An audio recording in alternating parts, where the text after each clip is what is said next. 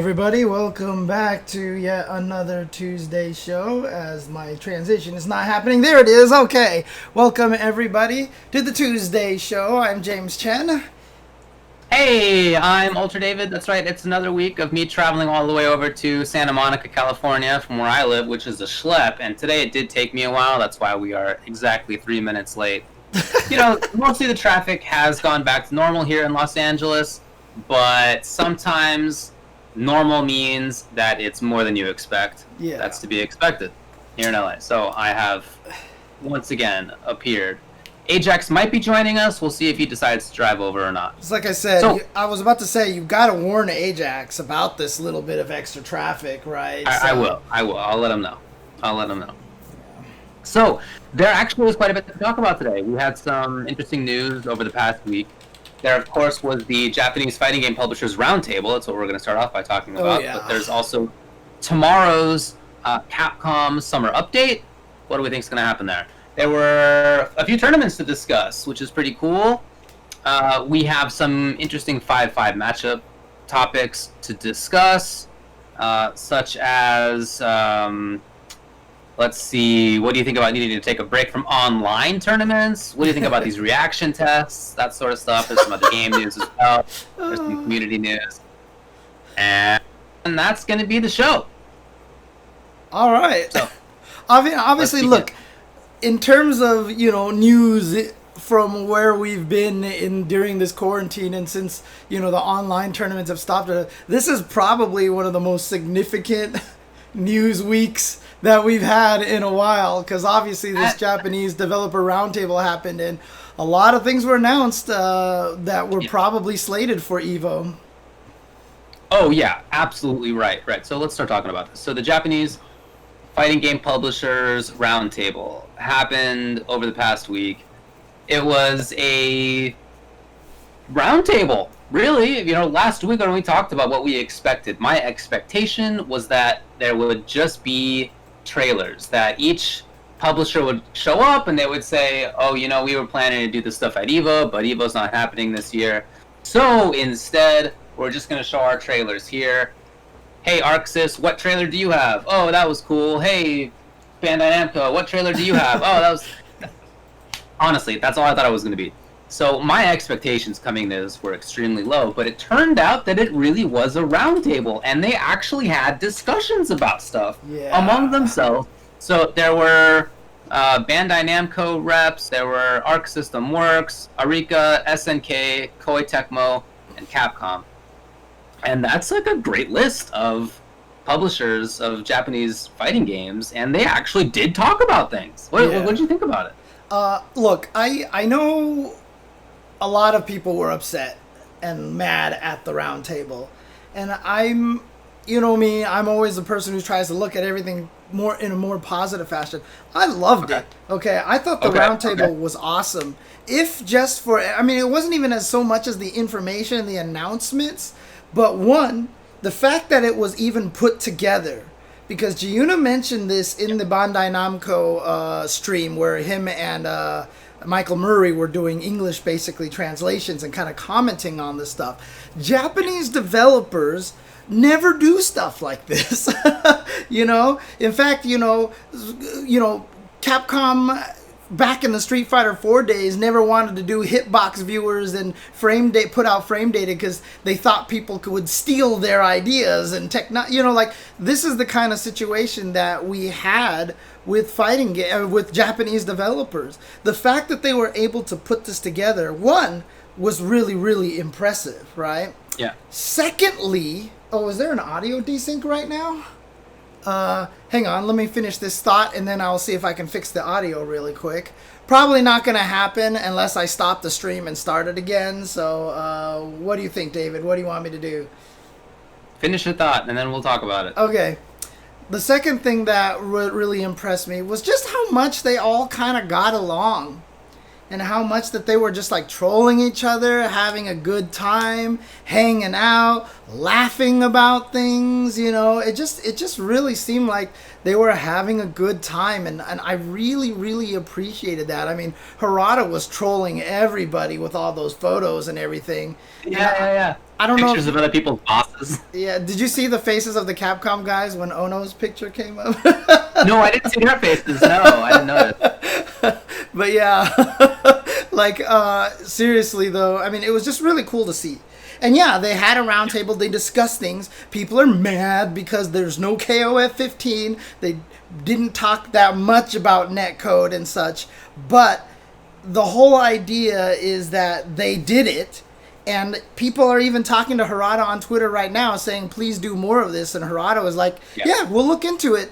And if they keep doing it, I mean, it's got to be good. They talked about rollback. Fexel guy talked about rollback a little bit. You know, it was brought up, so it wasn't like it was some forbidden topic they weren't allowed to talk about. They just probably couldn't say much about it because Japanese company, you know, kind of things like that. So, okay, I guess let's start talking about what they actually did discuss then, right? Before that, what did you think of it? Okay, sure. So I agree with you. My expectations, like I said, were so minimal. I thought it was just going to be nothing. I thought nobody would have a real conversation. If they did, it would be like, hey, how are you? I hope your family's fine. You know, like, whatever. So the fact that there even was a conversation actually exceeded my expectations. Okay. And I was happy about that. As we'll get to, they didn't talk about everything that everybody wanted them to talk about. But I was just happy that they were actually talking in a way that felt interesting and could be constructive moving forward. So my impression was pretty positive, to be honest. I would love to see more of it. I think it was a nice little starter, and maybe in the future they could address other issues, or maybe in the future, even as they said, maybe we could, that is to say, the publishers could share data and ideas a little bit more. And Michael Murray, who you said was providing some translations here and there, did also say that Harada has always been that guy who would like to share info and know-how and data and all that sort of stuff. And that's part of how this all got going, right? This roundtable got going was him. So I would love to see more of it. I think it could be really constructive moving forward. I wish that they had talked about more stuff, but I was happier with it than I expected to be. Yeah. So one last thing I wanted to say also was shout-outs, by the way, to Michael Murray and Giuna for doing all the translation work on the Bandai Namco, their English stream. I thought that was really cool that they had that set up there for the American audiences. Oh, that was great, yeah, to have at least a little bit more. I was kind of hoping that, like, FGC Translated would translate the entire thing, but then I checked the FGC Translated channel, and there hasn't been an update there in a long time. Oh no! I don't know what the deal is with that. I don't know. I'm not sure what the deal is with that. But I guess that all in any case falls on a high fight now. No, right. Yeah. Guy's not overworked as it is already. He's so busy. Putting rollback into footsies, and all this other stuff. So. As far as the people who were there, I did think it was pretty cool. I didn't know some of them. I haven't met, for example, the people who work for Capcom there. I didn't, know some of the other folks. But I certainly had heard of most of them, and I thought it was pretty cool. Like you said, to see them talking with each other and palling around with each other. I don't know why Ono wasn't there. I mean, I don't know what Capcom's deal is. I mean, I feel like I don't think Ono probably knows enough technical stuff maybe, and so they just wanted some of the devs there a little bit, just to be able to give any sort of feedback if technical questions came up or anything like that. So I don't know.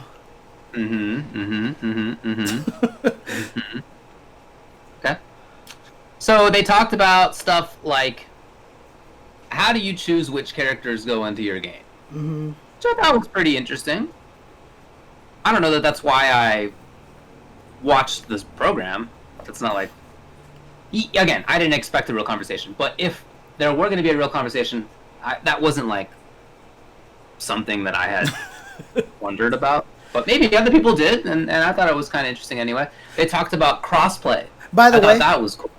about that character selection thing, the reason why I did like them talking about it is because they did talk about having to consider all these different outside factors that a lot of people, they always just say, put character in the game, put character in the game. But, they're like, oh, what's their popularity, their appeal? We want to try to get as many different ethnicities in there and everything, diversity and stuff. I was glad they kind of talked about that. I don't know how much it ends up actually affecting a lot of the decisions, but there's definitely a lot of extra things to consider. So, for sure. Okay. So they did talk about crossplay, and I thought that was important. Crossplay is something that I'm hoping will be all over the place because, more and more fighting games are being announced not just on PS4 but also on PC. In some cases on Xbox as well. Like MK already has Xbox and PC crossplay. KI's had it PC to Xbox for years. And that's really great, honestly, to be able to play against a larger player base is awesome for the people actually buying and playing the games. So it's something I would love to see more of, and I was really happy that they addressed it. It was interesting to hear that they didn't think that it was like a technical problem, right? That it was more about what are the resources, what are the sort of business strategies related to that. That it was more on those angles than like, is this feasible technically? Right. Even discussing, just probably the ideas that like Sony originally didn't want to allow people to do crossplay at all.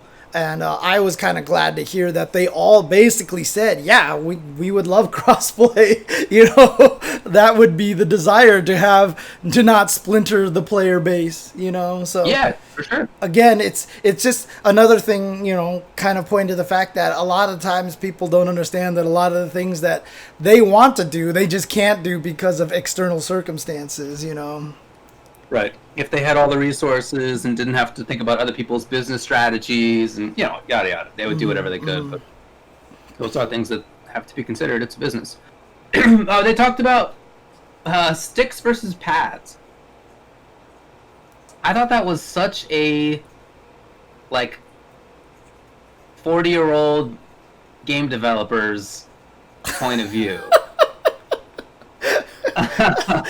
I mean, it was like a very interesting question. It was an interesting set of answers from people who are older and live in a country that has more arcades. Now, arcades there are struggling too right now, but does have more. It's more of an arcade presence than almost anywhere in the world at this point. So for them, it's like more maybe of like where we were 10 years ago, where it's like, hey, some players are starting to do pretty well on pad. What's that about? And, eventually we all got used to it. Now many of the best players in many of the games are on pad. For us, that's a conversation that, we don't even have anymore. Do you even remember, back in 2010 and 2011, it was like, Zangief and Snake Eyes are pad player. Knuckle Dew is a pad player. We mentioned that on commentary every time they came up. We did, yeah, for sure. And now we don't even bother. In fact, in the MK scene, it's the opposite. Biohazard is the only top player who plays on stick. That's awesome. Yeah, it's completely opposite now. So, it was interesting to hear their thoughts, but I thought that was kind of a talk that, I don't know. I didn't think needed to happen. To me, it was important. I thought it was a really, really important conversation. Especially because, Harada was there and this was kind of constructed by Bandai Namco. Yeah. Bandai Namco is the company, especially the Tekken division, that needs to understand this the most. Because their execution requirements in Tekken are based off of joystick buttons. Okay. For example, Electric Wind Godfist, right? On a hitbox is trivial. You can do it 99% of the time. Anyone could do it 99% of the time, right? On a joystick and a buttons, you have to practice, and some people have practiced for years to get good at that. There's a move that Heihachi has, which is forward, neutral, and then down forward plus 3 buttons. Not even down forward, just straight down forward. So if you move the joystick so that you click on the switches even 1 frame apart, the move won't come out. Oh. But on a cross up, like people were like, "Can you do this? Can you do this move, James, on the cross up?" And I couldn't understand what they were trying to get me to do because I didn't understand the move. And as soon as they explained it to me, I was like, "Oh, you mean like this?" I did it first try, and everyone was like, Okay. "Oh my god!" They're like, "Do it again." And I did it again, second try. Did it again, third try. Did it again, fourth try. And so Bandai Namco really needs to understand now that there are different input methods to the games that we have out there. So for me, hearing them talk about that, I thought was kind of important. And maybe that means that, you know, they have to consider coming up with different kinds of execution requirements that don't rely on the difficulty of coordinating joystick and button and micro switches and things like that, you know. So to me, I thought it was kind of a valid discussion and something that, you know, like you said, it's very archaic, but unfortunately that's what Tekken's been doing. They haven't changed in 9 games now, you know, and so it's important, I think, that this discussion was had, and maybe now the Bandai Namco Tekken team will have to consider trying to do something else with it. Yeah, fair points. Definitely makes sense. They had said that they were going to talk about more stuff. I think there were 5 official topics that they were going to get to, and they got to 4 of them. So not everything that they wanted to talk about. They had sort of a broad question about like player experience or something that they all had like extremely different takes on. It was such a broad question that it was like whatever anybody wants to say about it was fine because it was so broad. I had hoped that one of them would take it to more direct netcode conversation, and that didn't really happen. We did find out that Harada said that over 50% of the Tekken console player base is playing on Wi-Fi. So there you go. There's a bit of info. But there you go. The official question is not about netcode. Like I said, I was surprised that they actually had a conversation, and I would love to see more of it. I think it's cool to hear people who are experts in whatever they do talk about it in a collaborative setting. I'm kind of down with that regardless of the topic, but when it's something that is obviously super important to me, fighting games, it is even more important. I think it's even cooler for me. So I think that I was happy with it, not just because I didn't expect them to talk about something like rollback netcode, you know, but also because I thought it was cool to see. Yeah. Really, I thought it was nice. Now I would love if they had talked about rollback. Of course. I had no expectations, but I would love if they had done that. Maybe if there's enough positive feedback, they do it again. Maybe they talk about it at that point. We'll see. Yeah, agreed. And you know, that's the thing, is that if this is positively received, and then, you know, next if they do it again and Fexel guy comes back and goes, "Hey, you know, we had a new uptick in sales for Fexel when we rolled out the rollback code." Right, you know, then everybody else might go, you know. Oh, man. I mean, look, after all, many of them are working on it. Harada believes that Tekken has it, but for real, Strive is putting it in. Capcom actually has it. They just didn't do a good job in Street Fighter V, but like Marvel Infinite actually is okay. Arika put it in. Like that is happening. It's just like not happening very quickly. Now, and some games probably will never get it. I mean, we will probably get to this a little bit later on, but I want to address this just because Gundam Jehudi Kai mentions this in the chat. He says that the rollback in Fexel isn't even particularly good right now, and I've heard from somebody else that it was amazing, that it was like silky smooth. Okay. So I'm curious, you know, for those of you who have tried it, and it was on sale this past weekend. I should have picked it up. I don't know if it's still on sale, but I should have grabbed it. But I haven't had a chance to try it because I've been working on a bunch of other stuff. But yeah, I'd be curious to see how it works. I mean, look, it's probably still better than Street Fighter V. I'll just say that much. So interesting. So Paco Stevens, who of course works at Netherrealm, regarding the 50% stat about Wi-Fi, says only 50%. That's low. He can't share exact info about their games, which makes sense, but he can share that most multi-million player games are 65 to 80% on Wi-Fi. Yeah, I'm not surprised. Interesting. Because it just requires such a specific... I mean, on one-player games, it really doesn't matter, right? It really doesn't affect a lot of stuff. If you're serious enough about multiplayer games, you probably will take the work to set up power line adapters or 100 feet cables like I have running through my house and getting them through the carpet and everything. I bought a rug just to put over a network cable just so people won't trip on it and things like that. But, for the most part, if all I'm doing is playing God of War or Ghost of Tsushima or, whatever, Wi-Fi works great. I used to use Wi-Fi all the time before I started playing more fighting games and stuff on my consoles and everything. So that doesn't surprise me at all. It's convenient. It's easy. It doesn't affect most of your games. So yeah, that's absolutely right. And yeah, Boone was goading people. Ed Boone obviously works, created Mortal Kombat. Obviously works at NRS still. He was definitely out there talking about rollback at the same time. So I don't know if he was watching or if he was like hearing about what the conversations were about or what. I think it'd be super cool if there could be conversations like this in other fighting game circles, ideally, just like what if all the big fighting game developers had a conversation, whether you're in Japan or NA or wherever else it might be. Right. I think that would be super interesting. Yeah, the hardest part about that one obviously would be the translation issues. Sure, yeah, time zone, all. Yeah. I'm sure it's going to be tough. Well, time zone sucked for all the Japanese guys already. That's true, actually. Yeah. It would be super cool. All right, let's talk about the announcements then. Sure. Yeah, let's do that.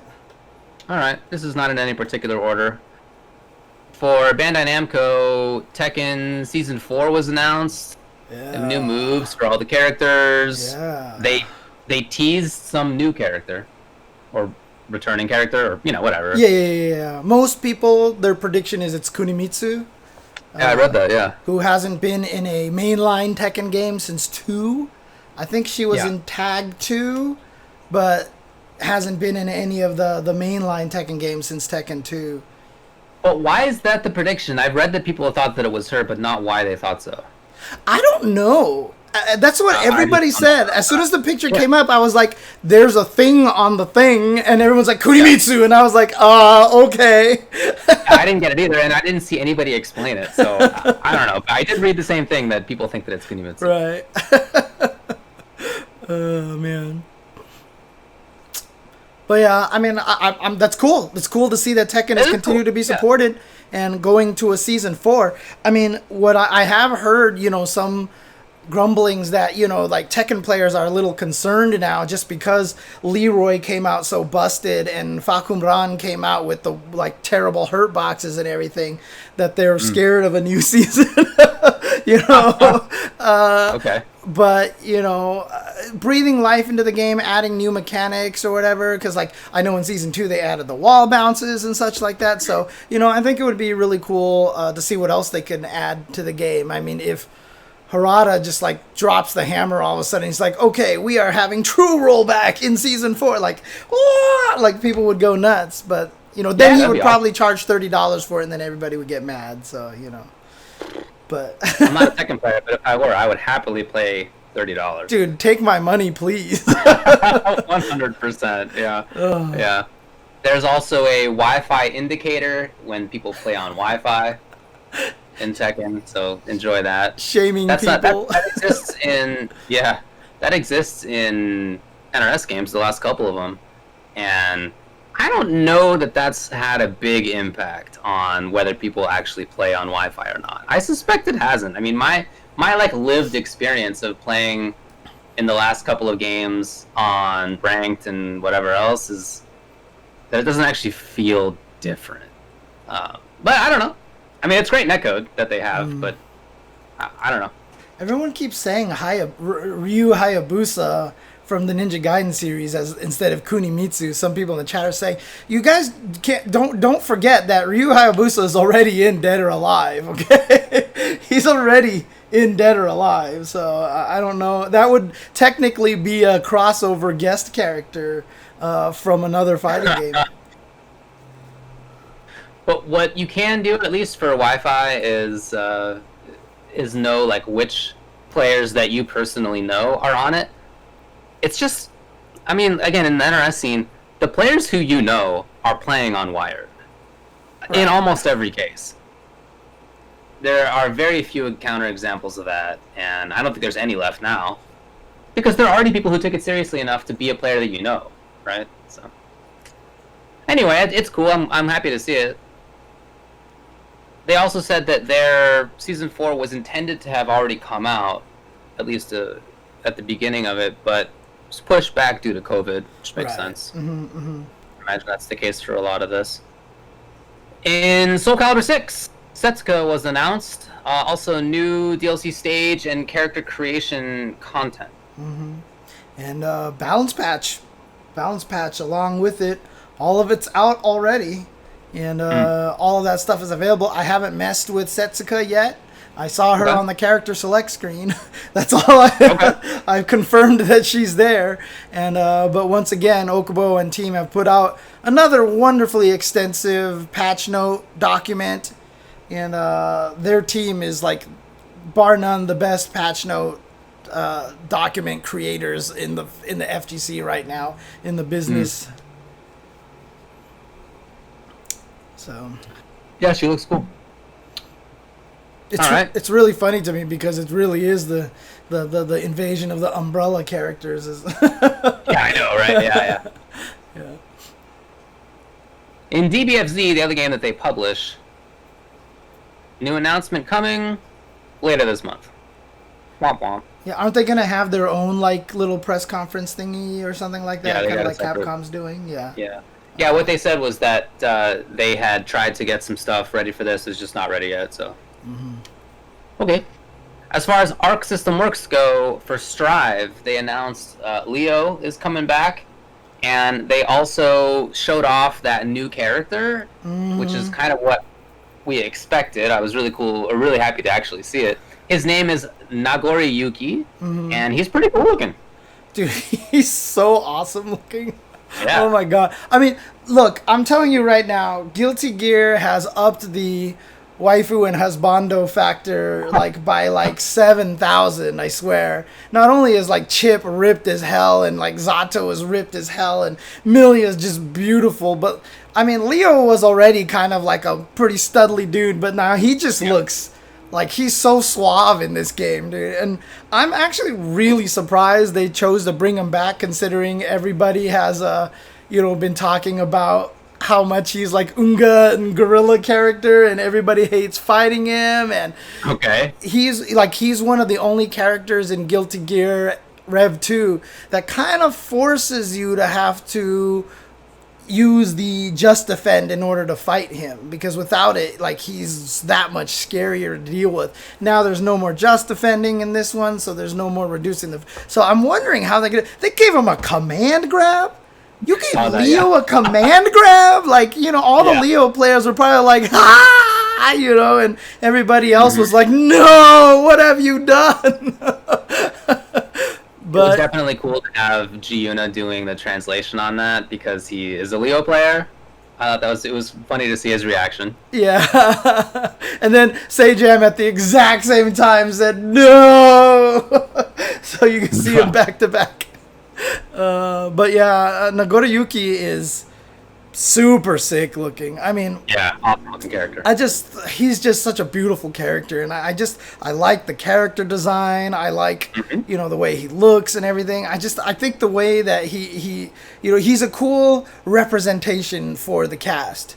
And I'm really excited to see what kind of craziness he has, because the trailers probably barely scratched the surface of what kind of crazy mechanics he has built into himself, because Guilty Gear has always been that way, right? It's like, oh, I've got coins that do this. I've got this demon puppet that I can control, and I'm sure he's going to have some craziness in him. But, I mean, What an awesome character design, and just I don't know. Everything about him, I just think he's just so sick. He's just like the coolest looking guy. Is he a vampire? Yes, that they put out a little bit of notes in there that he's a vampire. So yeah. Okay. So, Slayer's not in it, is he? In Strive. So far. Okay. So far. I would be sad if they kind of sad. I hate fighting him, but I feel like Slayer is just one of those characters that should be there. Yeah. But yeah. Okay. I mean, maybe there are 2 vampires. I don't know. We'll see. I'm excited, obviously, for Strive a lot, and you know they're delaying it a little bit because of COVID and everything like that. But it also seems like that they've been really receptive to a lot of the polls and everything out there. They're putting the rollback in there, so I have a lot of hope for this game. I'm wondering if the beta and the final release are going to be very different from each other, and they said they're going to give us an extra beta right before it releases or something like that. So they also announced a PC version of Strive, which I was very happy to hear about. Yeah. Pretty cool. As far as Grand Blue Fantasy Versus, they will have an announcement next week, aka this current week. Okay. So we'll see. They mentioned Arc Revo. It'll obviously be online. In Japan, it will have Blaze Blue Cross Tag Battle, Grand Blue Fantasy Versus, Guilty Gear Xrd Rev 2, BBCF, Under Night and Birth, and in America, it will have BB Tag and Grand Blue. Yeah, I'm not sure why America got so jacked. I don't really know. There's certainly scenes here for Rev 2 and Under Night, and I mean, there were the BB scenes dropped off a little bit, but there are definitely still players who would play for sure. So I'm not really clear on that either. I also don't exactly know what Arc Revo America means in this context. Like, can Canadians enter? Oh, what about? That's a good question. I mean, like, is it only the United States of America, or I don't know? Is it America in the global sense, and like Argentinians can enter? I don't know. Probably not. Yeah, it's a weird thing because I mean, look, obviously the netcode isn't great for Xrd and Central Fiction. Any of those games. But that's the case with all of their games that they have right now, so I don't think that was a determining factor. Yeah, I don't know. I'm not sure what the deal is with that. Man. But that's the news for Arc System Works. Arika, the FXL rollback netcode was planned, and then now it's already out. Right. So check that out. You talked about it a little bit. That's pretty cool. Yeah, but I mean, that again is just another good sign because it just means that, you know, Japan is starting to listen and to take note and stuff. And if it has equaled an increase in play and sales, perhaps, you know, that is something for them to look at because that might convince them that, oh, just because this concept was created outside of Japan, maybe it's still a good idea to put in your game. One can hope. Again, it does seem like the trend is in that direction. Yeah. Already. SNK. And sorry, just going back to that, the whole roundtable, that's kind of one of the things that I liked about seeing how kind of jovial they were with each other and everything. It just feels like they're breaking a lot of the, traditional things that happen in Japan that kind of hold back things like rollback netcode. So I'm just happy to see that, that environment between the developers, and hopefully that means more of a willing to compromise and break the traditions of how Japanese companies are traditionally ran. So talk about SNK. Samurai Showdown Season 3 was announced. Good to hear. That was a shock. I was watching. I was watching this with Olaf and Corey at the same time. Okay, all right. All three of us were sitting there, and they were like, "Samurai Showdown Season 3." All three of us were like, "What?" Because we were kind of expecting that, like they were going to be like, "All right, we're working on KOF 15. Too many resources. We can't do anything more with this." And so we were actually all pretty surprised and pretty hype about it. But at the same time, it's like it's kind of a bittersweet thing because the lobby, not even just the netcode is bad, but the lobby system is bad and everything, and it's just not a pleasant online experience. And so they're going to take all this budget and make more characters but not improve the netcode. I mean, I hope that means that they can also improve the netcode, because most of us haven't really played it that much recently because the netcode is so bad, and it's a frustrating experience to play because you're just like, I know that wasn't supposed to happen in the game, and you just kind of like, ugh. And the lobby system's not getting fixed and everything. So there's just a lot of frustration and bitterness with a lot of the Sam Show community right now. And, so it's kind of like one of those bittersweet things. So. And I think we already did talk about Gongsun Lee last week, didn't we? I don't... Was she announced? Did we not? Then? Okay. I actually don't remember when that happened. But in any case, Gongsun Lee from... Oh, I forgot to write it down. Other game. Honor of Kings? That sounds plausible enough. It's Honor something. Honor of Kings, it is. Okay, yeah, there you go. But that is apparently the highest money-making mobile game in history, I think. What? Because it's in China. It's a Chinese mobile game. Okay. And it's basically everybody in China plays it, which means more people play it in China than probably there are gamers in the rest of the world, Yeah. I checked online.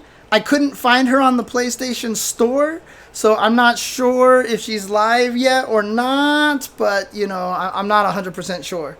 But yes, that platform is very popular. It's a MOBIJ that's created by Tencent. So, wow. it's... when they showed her trailer, the whole trailer is SNK cross Tencent, SNK, Tencent, right. Tencent. So they probably paid for the entire budget of making the character. Right, yeah. But... Yeah, that makes sense. But she's another umbrella-wielding character, so... Yeah. Alright, well, we'll see. Yeah. SNK also makes a little game series, I don't know if you heard about it, called The King of Fighters.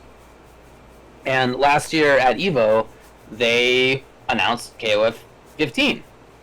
And so many people were hoping that this year they would have more about that. Mm-hmm. And unfortunately, they did not. They said nothing about KOF 15 yet, but there will be soon.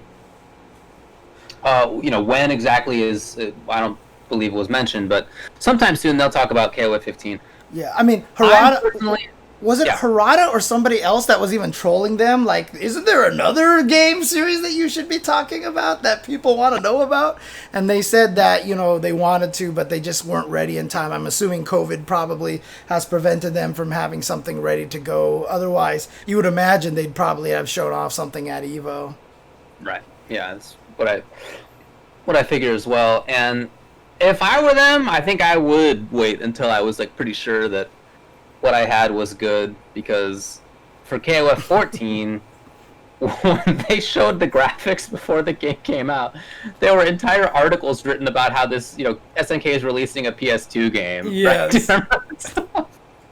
It was not pretty. If I were them, I would want to make sure that what I'm going to show is not as janky looking as pre-release 14, and then ultimately they even improved the graphics once the game was already out.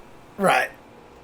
Yeah, I would want to make sure that I had a good-looking game to avoid that stuff this time. So maybe that's what's going on too. I don't know. King of Fighters PS2 and MVCI Chun Face shows you already what releasing a game with subpar graphics at the start can do to a game. Even after they fixed Chun-Li's face, it just really didn't help because so many of the other characters' faces were still messed up. I know, right? Yeah. Yeah. It was not a pretty game, that's for sure. Koei Tecmo just said that DOA 6 has sold more than 3 million copies worldwide, which congrats to them, that's awesome.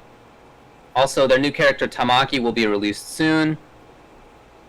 And Capcom said that they have a 2-week free trial of Street Fighter V, which starts on August 5th, or tomorrow, or today if you're in some parts of the world. And also, Japanese SFL Open qualifiers will start on August 8th. And then that's it, because, of course, they tomorrow have a summer update where they're going to be talking about, they've already said, character reveals, esports news, and that sort of stuff. Right.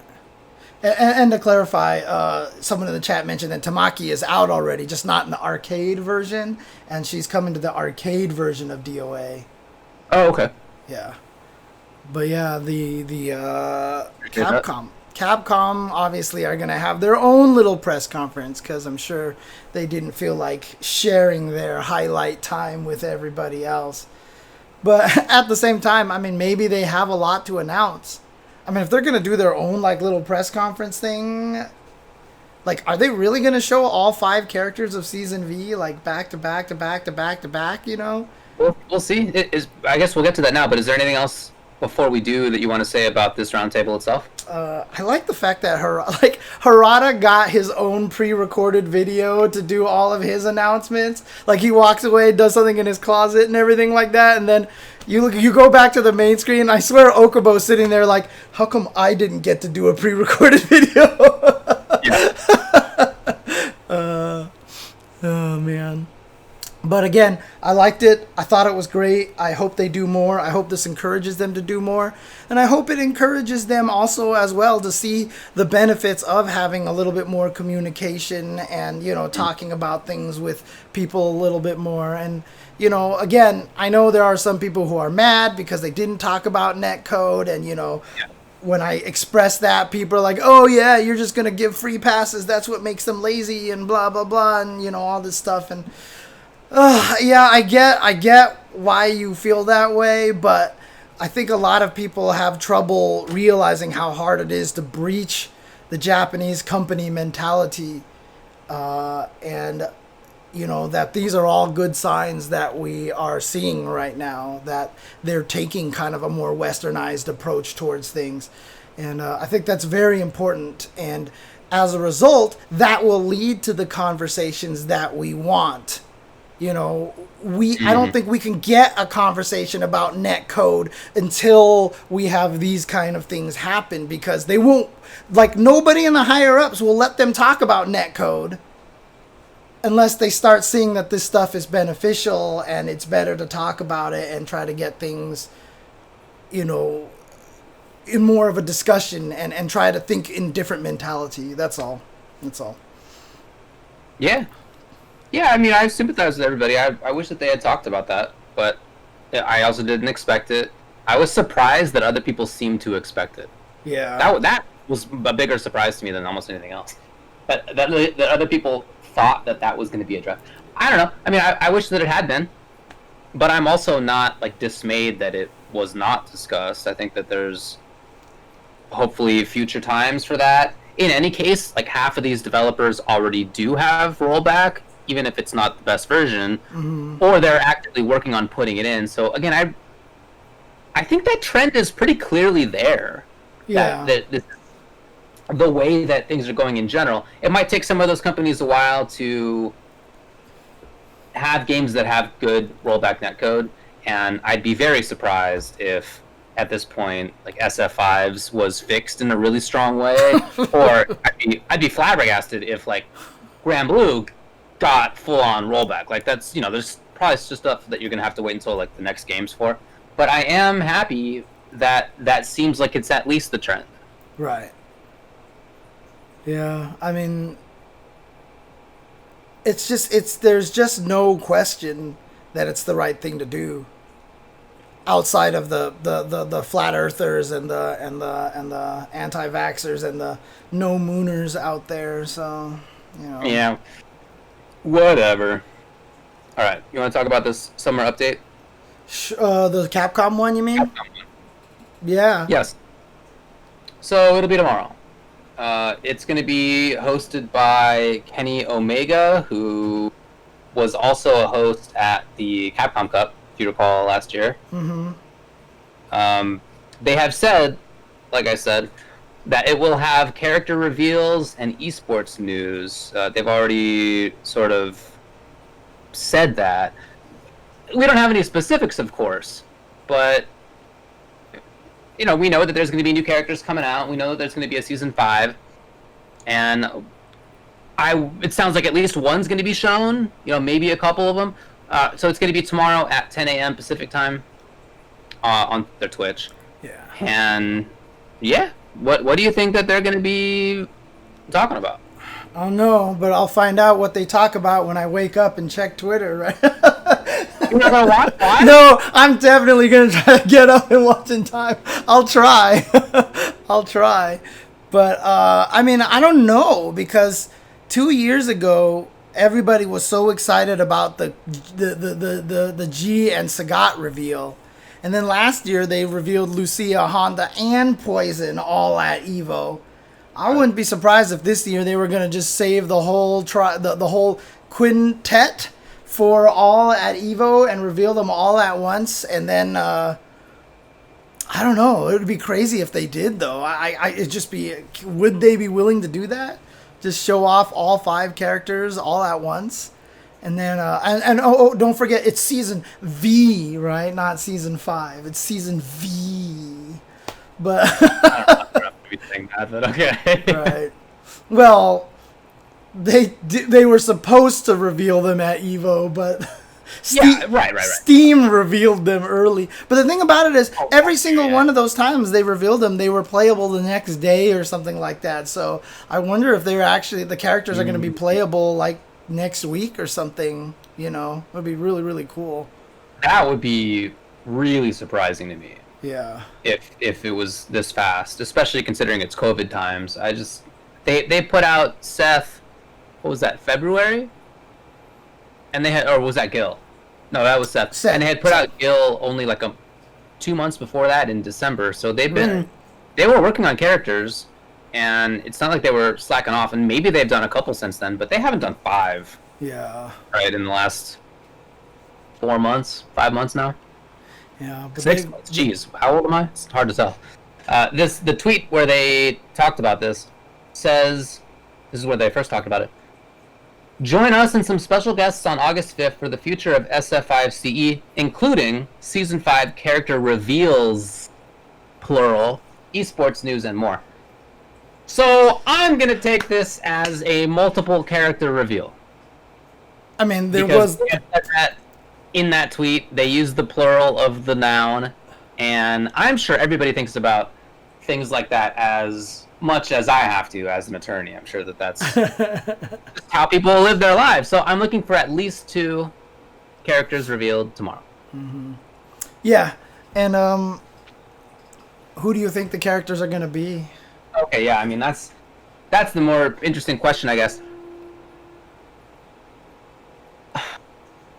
It doesn't super matter to me. We've talked about this before. Yeah. I just want characters that play differently than other characters in SF5 already play. They've done a good job over the game's life of diversifying the playstyles, and now there's a ton of different playstyles. Yeah. But I'd love to see some more. There still is not a full-on Rekka character. It's only Karen once she has V-Trigger active, and that's not super great Rekka or anything. So maybe like Fei Long makes sense, or somebody like that. Maybe you have a big weirdo, like I would love to see a 12, I would love to see a Fuerte, somebody who just plays very uniquely, just a big weirdo in there. But it doesn't really matter to me other than that. I'm not terribly invested in any of the other characters. They already have good Q in this game, he already exists here, so right. I don't know. I'm pretty happy with the game's roster. As we've also said, I actually didn't want there to be more characters. I'm totally happy with it just being 40. So the fact that it will be 45 is, to me, unnecessary. It's a lot. Yeah. It is a lot. I mean... I don't know. What about you? For me, like, there's so many different factors arguing this. Like, I want surprises. I want new characters, new design archetypes, like you said. The problem is, if these are indeed the last 5 characters, I also kind of feel like there might be a responsibility to try to put in 5 fan favorites, just, to appease the people out there who will be like, yay, this character's in the game, and then never play them ever. Yeah, for sure. But So I'm torn on that. But at the same time, I know who I want in the game, but who do I expect in the game? I don't know. I don't know why, but I feel like the tarot card set that came out is a little too damning, because it had 5 extra characters that weren't in Street Fighter V in that set, you know, and it was Viper, Rolento, Oro, Elena, and who was the last one? Shoot. Rose, that was the last one, yeah.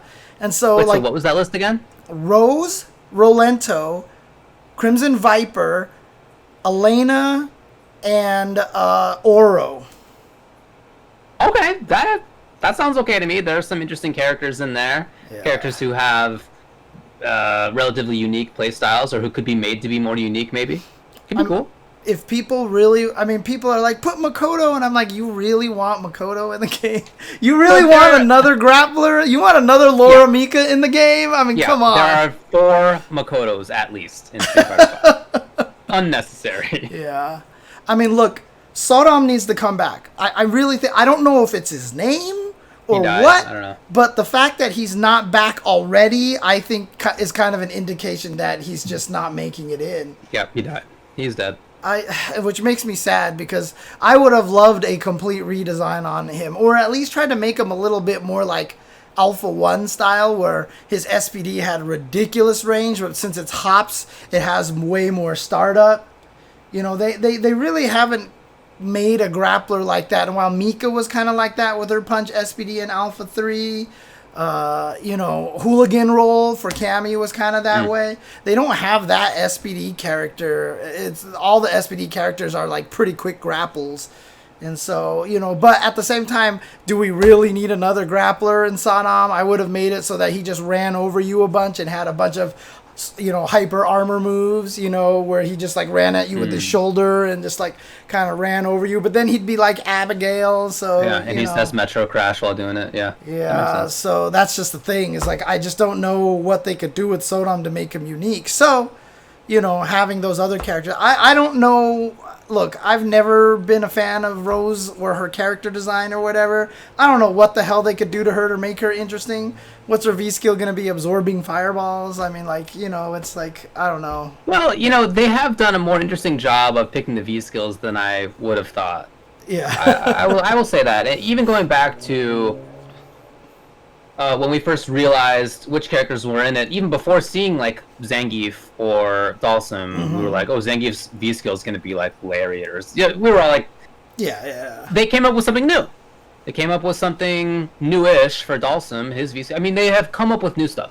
So I don't think that they're just being so reductive. They came up with a new move for Honda for his V-skill, right? Poison's just a completely different character. They have actually made some significant changes to a bunch of the characters who have come back in SF5.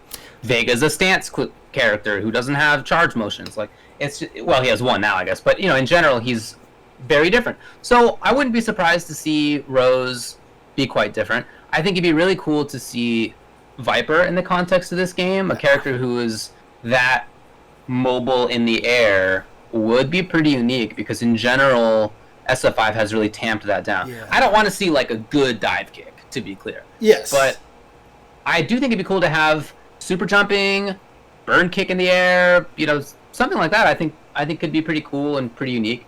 And Oro is definitely like one of those weirdo characters. He's just a funky. Who knows what they would even do? Would he even be the same at all? I mean, I just have no idea. And they could go any route with him. His V trigger could be that he has a command grab, even, or it could be that he has a big bouncing bubble like Catastrophe, or it could be anything. It could be honestly anything. Maybe he gets the rocks. Who knows? Maybe he's a big chip damage character at that point.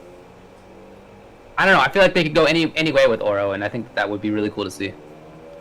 Yeah, I mean, I understand, you know, that they have been creative, but you're talking to the bitter Cammy player over here. So. Look, some character has to be the boring entry character. There has to be that character. Her V-skill isn't even new. Her V-skill is this useless-ass move that has always been useless its whole entire existence. Well, That's why you don't play her anymore. Yep. That is absolutely why.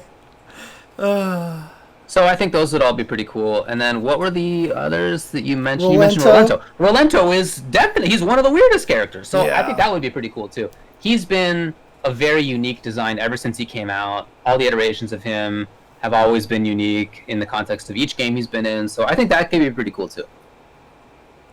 And then Elena, yeah, I mean, Elena in SF4 ended up being this very obnoxious character. In SF3, she's a totally different story. So she doesn't have to be this weird, lame, Jab, jab, jab, jab, jab, yeah, jab. jabby character with hurt boxes and hit boxes that just probably don't work how they should. Like, she doesn't need to be like that. She could be a really fun, active character like she was in Third Strike. So I think that could be cool too. Oh, Sure. man. It would just be so interesting because I feel like, you know, Elena and Rolento would be the kind of characters that would be so irritating to fight good people with. And, you know, it's interesting because Rashid got that Yeah, V skill. Rashid got that V skill too, which I feel like kind of covers a little bit of like kind of Rolento weirdness, you know? But I don't know. It'll be interesting to see how it goes. Like I said, my choices for characters, like I would have wanted Eagle in the game because I just think it would be cool to put him back into a game. I wanted yeah, Eagle would be cool. Yeah. I wanted Lee from Street Fighter 1 as well because, you know, his storyline is that he goes into drunken boxing, and I think it'd be sick to have a drunken boxing. I mean, everybody does the same thing. You know, V skill would probably be drink, and the more drunk you get, like, the more powerful you get. But I think it'd be funny if it was like he's supposed to be the person who taught Yun and Yang how to fight, right? What if he was like a really kind of substandard character with an amazing dive kick, but the more drunk he gets super buff, but every time he dive kicks, he like falls on the ground because he's so drunk, and so it's like if you block his dive kick, you get free mix-up. You know, like it would be a really, because you know, like there's always those characters that only buff themselves up. What if he was a character that buffed and nerfed himself as he went? Like I think that would actually be really, really kind of sick. Yeah, I don't know if there's an example of that. Yeah. Can you think of a character who does that in any game? Not that I can think of, no. Yeah, me neither. I can only think of characters that buff themselves. Yeah. Anyway. And then I would have liked to have the Junie Julie tag team character as well. That's kind of what I wanted in there. Where it was just like, they actually have two sets of entirely different special moves, like different jump arcs, different walk speeds, and the only special moves you can do are the other character's special moves. So every time you were like Junie and you did Fierce into like Julie's lunging kick, she would do Fierce and then run away, and then Julie would run and do her special move, and then you would be forced to switch the entire time, and you would have V-trigger, both of them would jump in, and then you would be able to like try to do like some MVC stuff or something. I think that would be kind of sick. I wanted to put in weird stuff as well, you know, basically is kind of the idea that I had. Yeah, I guess some people are naming characters that do kind of fit with this, like Kilgore. If he heats up his hands too much, his shots don't go full screen anymore. Yeah, but he does get some benefits out of that too. So I guess it's both. Aganos gets really slow when he has rocks, but he also can tank more. Yeah, okay. There's some examples here, I guess. Yeah, that makes sense. I don't remember what Quadjai does, to be honest. Oh yeah, Deadpool hurts himself on the third one, third teleport. That's true. Yeah. All right, there's some examples. And in fact, this is also a great point, that G himself in some ways is better in level 2 than in level 3. Yeah. So. Actually, it's funny, before Rev... You guys are right, you're right.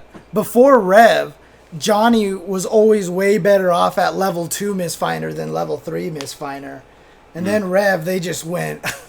they went the complete opposite direction and made level 3 Mistfinder kind of stupid. So, if you've ever seen a counter hit level 3 Mistfinder, like there was literally a combo where someone did Mistfinder, the other person attacked, they traded, the guy gets launched into the wall and goes bong and gets stuck, and Johnny gets knocked full screen away, gets up, dashes a few times, and keeps the combo going.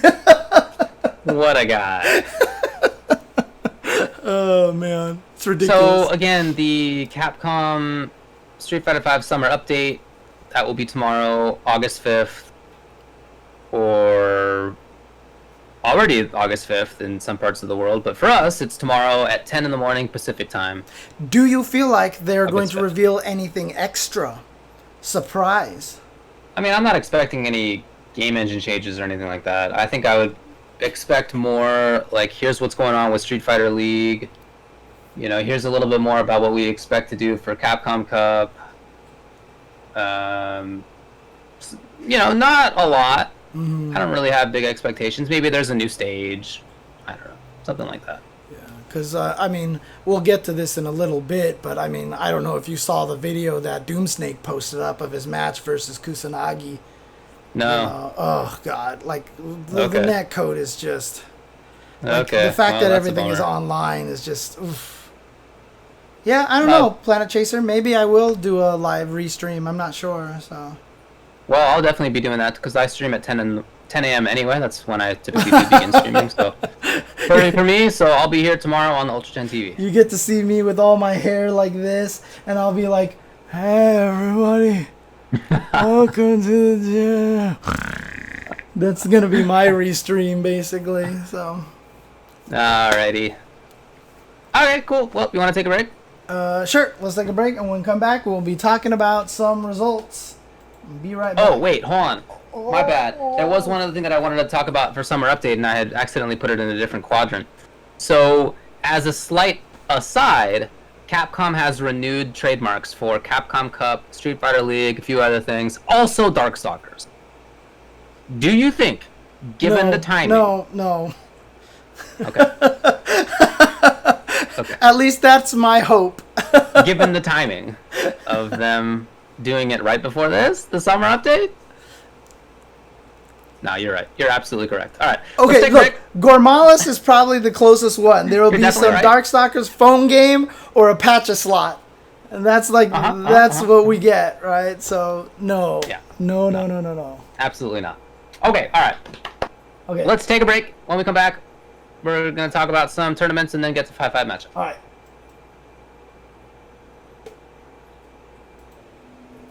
All right, everybody, welcome back to the Tuesday show. We're going to be continuing on with some tournament results that happened over the past week. What do we got? All right. Let's start with the Capcom Pro Tour Online, this time for Central America, the first one for Central America of the year. This includes Central America, the Caribbean, Mexico, pretty wide-ranging region. Winner of it was Bandits Kaba with Guile, who played super well. Yeah. Super well. AAA Kusanagi got second with Sakura, which was cool. SB Doomsnake third with Vega and a little bit of G. Bandits Men RD got fourth with Birdie, Sakura, Kami. And then you got Mono, RR Mono with Fang and Seth at fifth, and Law MX Gus with Colleen. Seventh were Raptor Jazzero with Ibuki, and GOT DRI with Ibuki, Vega, and Ryu. Yeah, I guess Guile's the best character in the game right now. maybe because Kaba won this, and the last winner of a CPT Online was, of course, Daigo Umehara, also with Guile. So Guile has now won 2 in a row. Yeah, I mean, obviously, a lot of people do say that, you know, Guile is an excellent online character, Flash Kick being something much easier to react with and such, but still, Daigo was whiff punishing with Sweep, which is crazy, you know, I mean, Yeah, that super impressive. That's not a Guile thing, you know?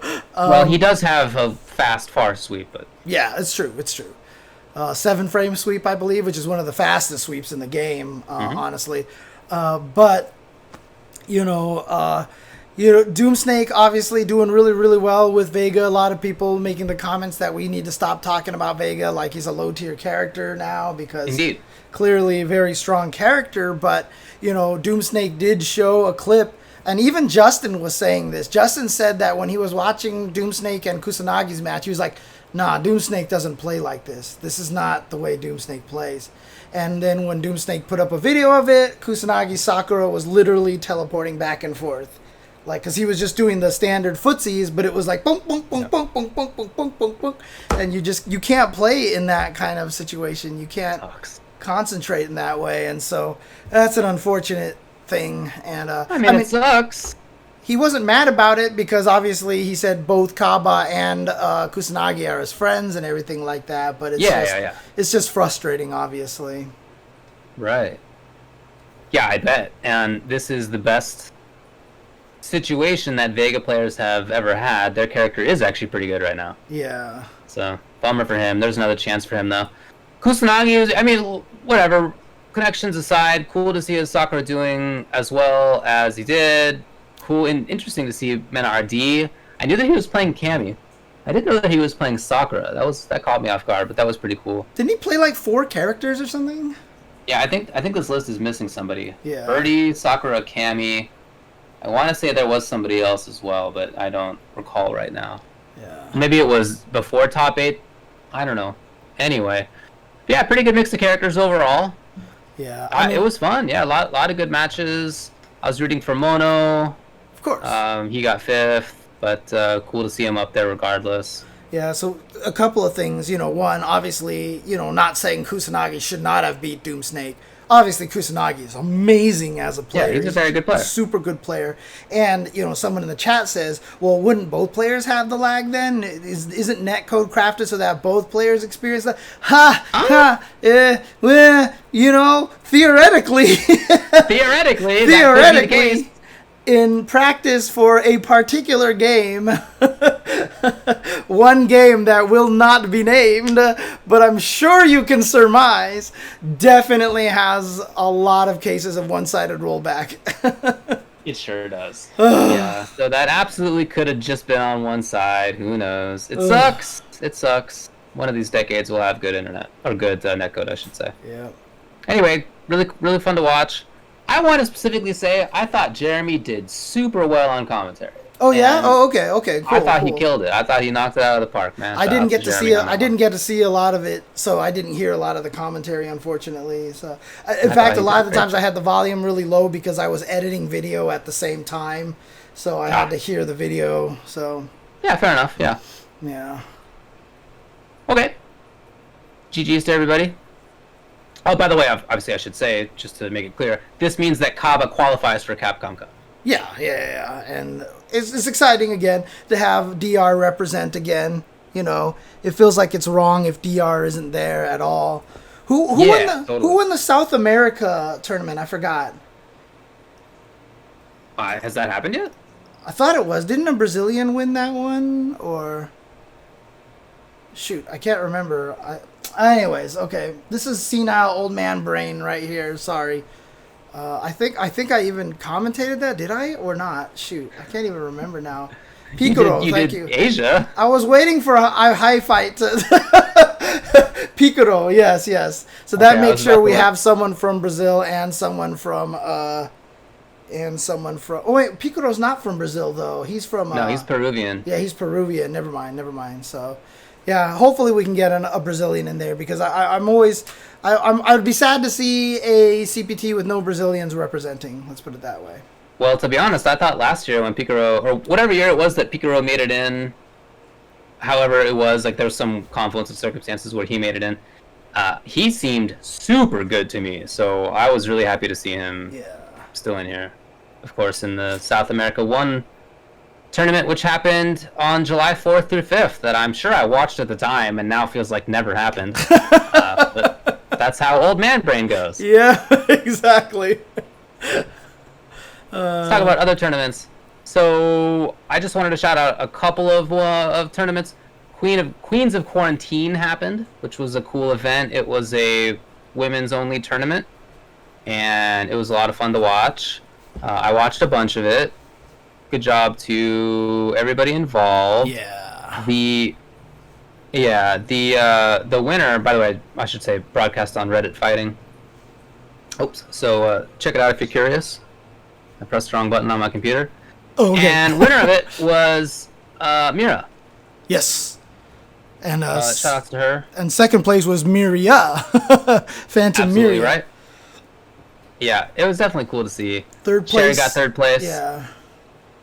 She's third place, Sherry Genix. Super good players. Apparently dropped the winning combo, and I know that's going to eat at her for at least the next 3 weeks or so. No, Sherry. Yeah. But yeah, anyway, I thought that was really cool. Yeah, good job. And just like cool idea for a tournament there. Yeah, it was commentated by Flexus. Marine, and yeah, exactly. Yep, and Marine. And I thought that they did a really good job on commentary as well. Yeah. So good job to everybody involved. I also wanted to shout out the XFactory versus Tampa Never Sleeps Ultimate Marvel versus Capcom 3 tournament. This was the first large nationwide cloud Parsec tournament, which was pretty sick. Shout outs to Jason, who is in the chat. Tong as well, because he's the one who's been doing this and fronting Tong, this definitely. Because to run a lot of his tournaments, I mean, he provides his own money for prize money. There's no entry fee. He just pays out people, so that way he gets around a lot of the restrictions about whether or not you can actually pay people prize money. He spends a lot of his own money running these things. It's not cheap hosting that many servers and keeping images alive and doing all these things like that, as I'm learning little by little myself. But Kevin Ha also doing most of the streaming, I think. So, but yeah, so the format, as was explained to me, was there was a West Coast bracket, there was an East Coast bracket, and the top 4 from each of the brackets went up against each other and played in a final 8-man tournament, essentially. Yeah, right. So winner of it was Ray Ray. Dude, Ray Ray he's such a talented player. I feel like the only reason Ray Ray is not a top player in whatever he does is that he has to really enjoy a game, and he doesn't really enjoy every game. Right, yeah. But I feel like the talent is there for sure. So he won it. Jabril got second. Jason Kiddo got third. Shout out to Jabril, by the way. One of the main storylines that I was told was that, he made a killer run through losers bracket and reset the bracket. I think it was 4-0 or something like that, and then eventually lost to Ray Ray. Yeah, eventually lost to Ray Ray in the end. So that's really cool.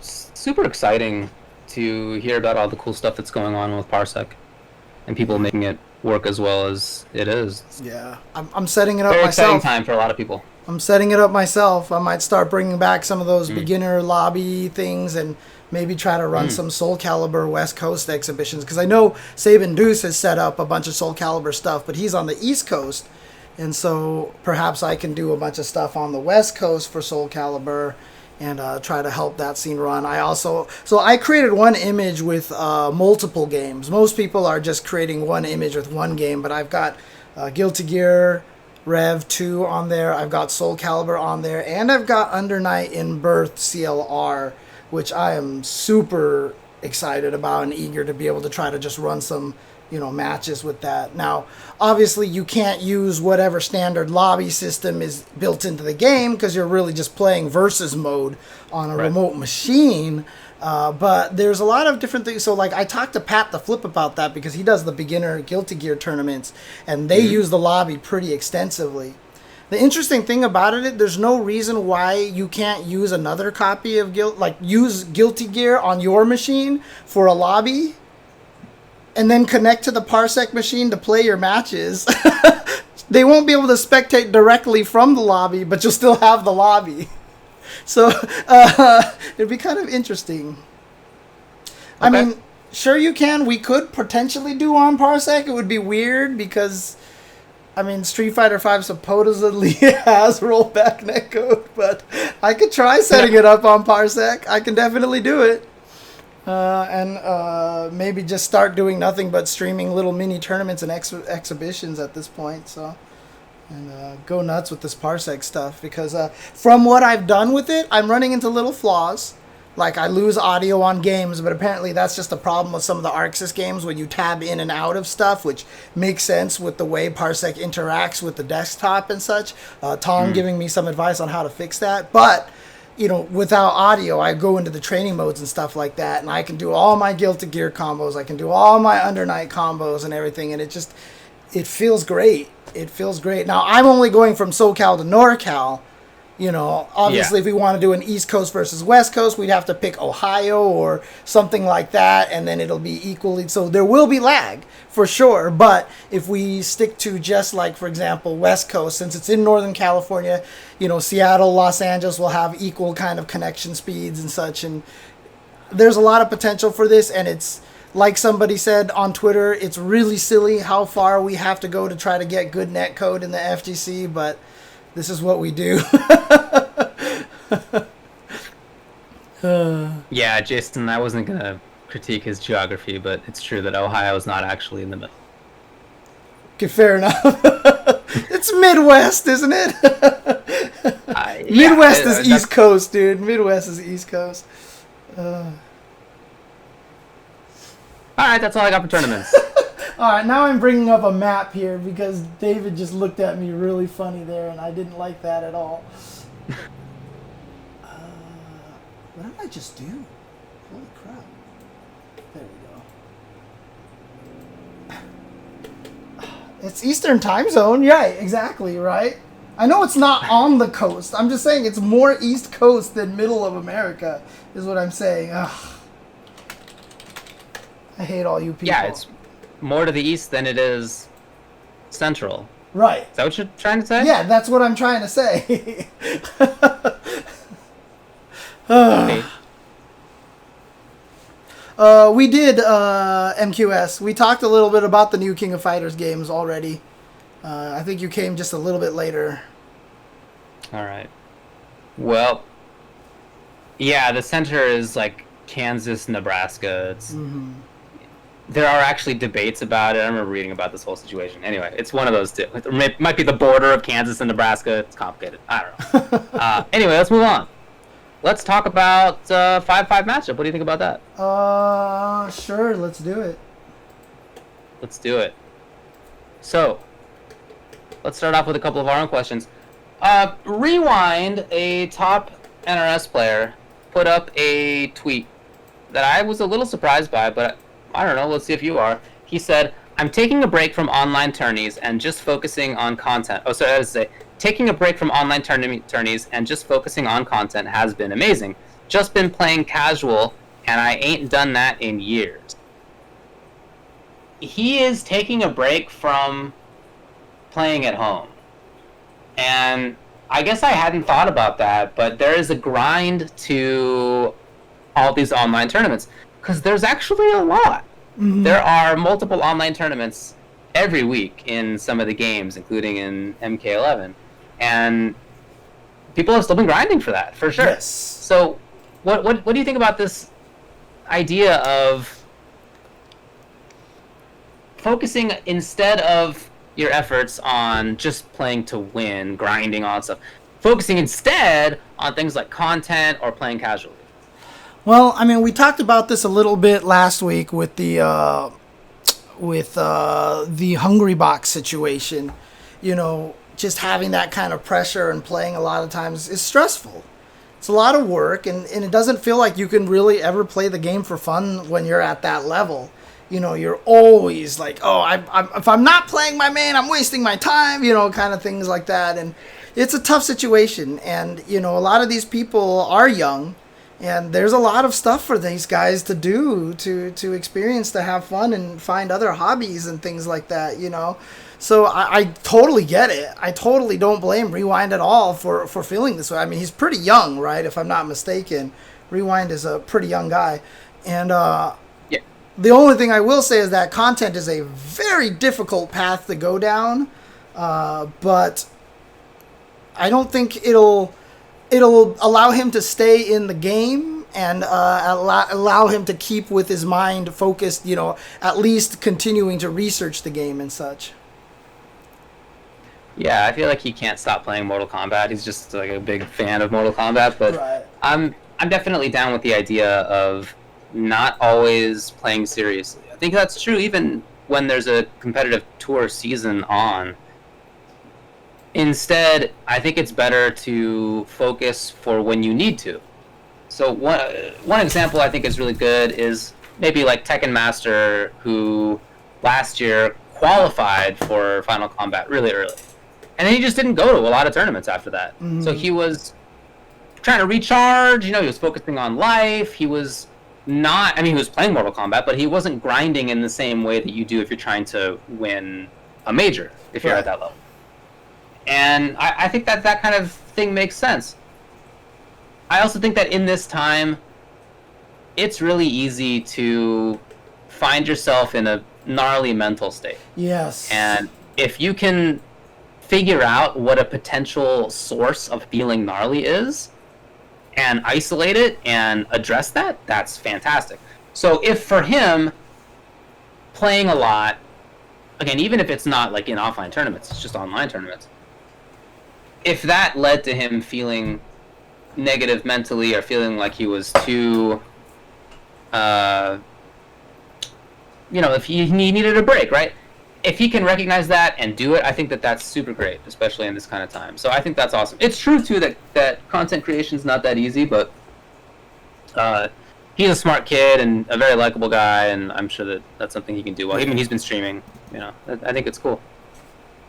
Yeah, again, like you said, in this time especially, mental health is very, very important. And a lot of us are running into a lot of very blah moods right now. I mean, honestly, going out and getting sunlight, seeing other people, these are all natural stimulants of, kind of like endorphins and stuff. And, we're not getting a lot of that right now. So I totally get it. I totally get it. And it's true. Also, what Dream Eater says that his father did pass away earlier this year. That was just a little bit before Final Combat. That's so right. At this that's point, right. Yeah. Maybe 6 months ago.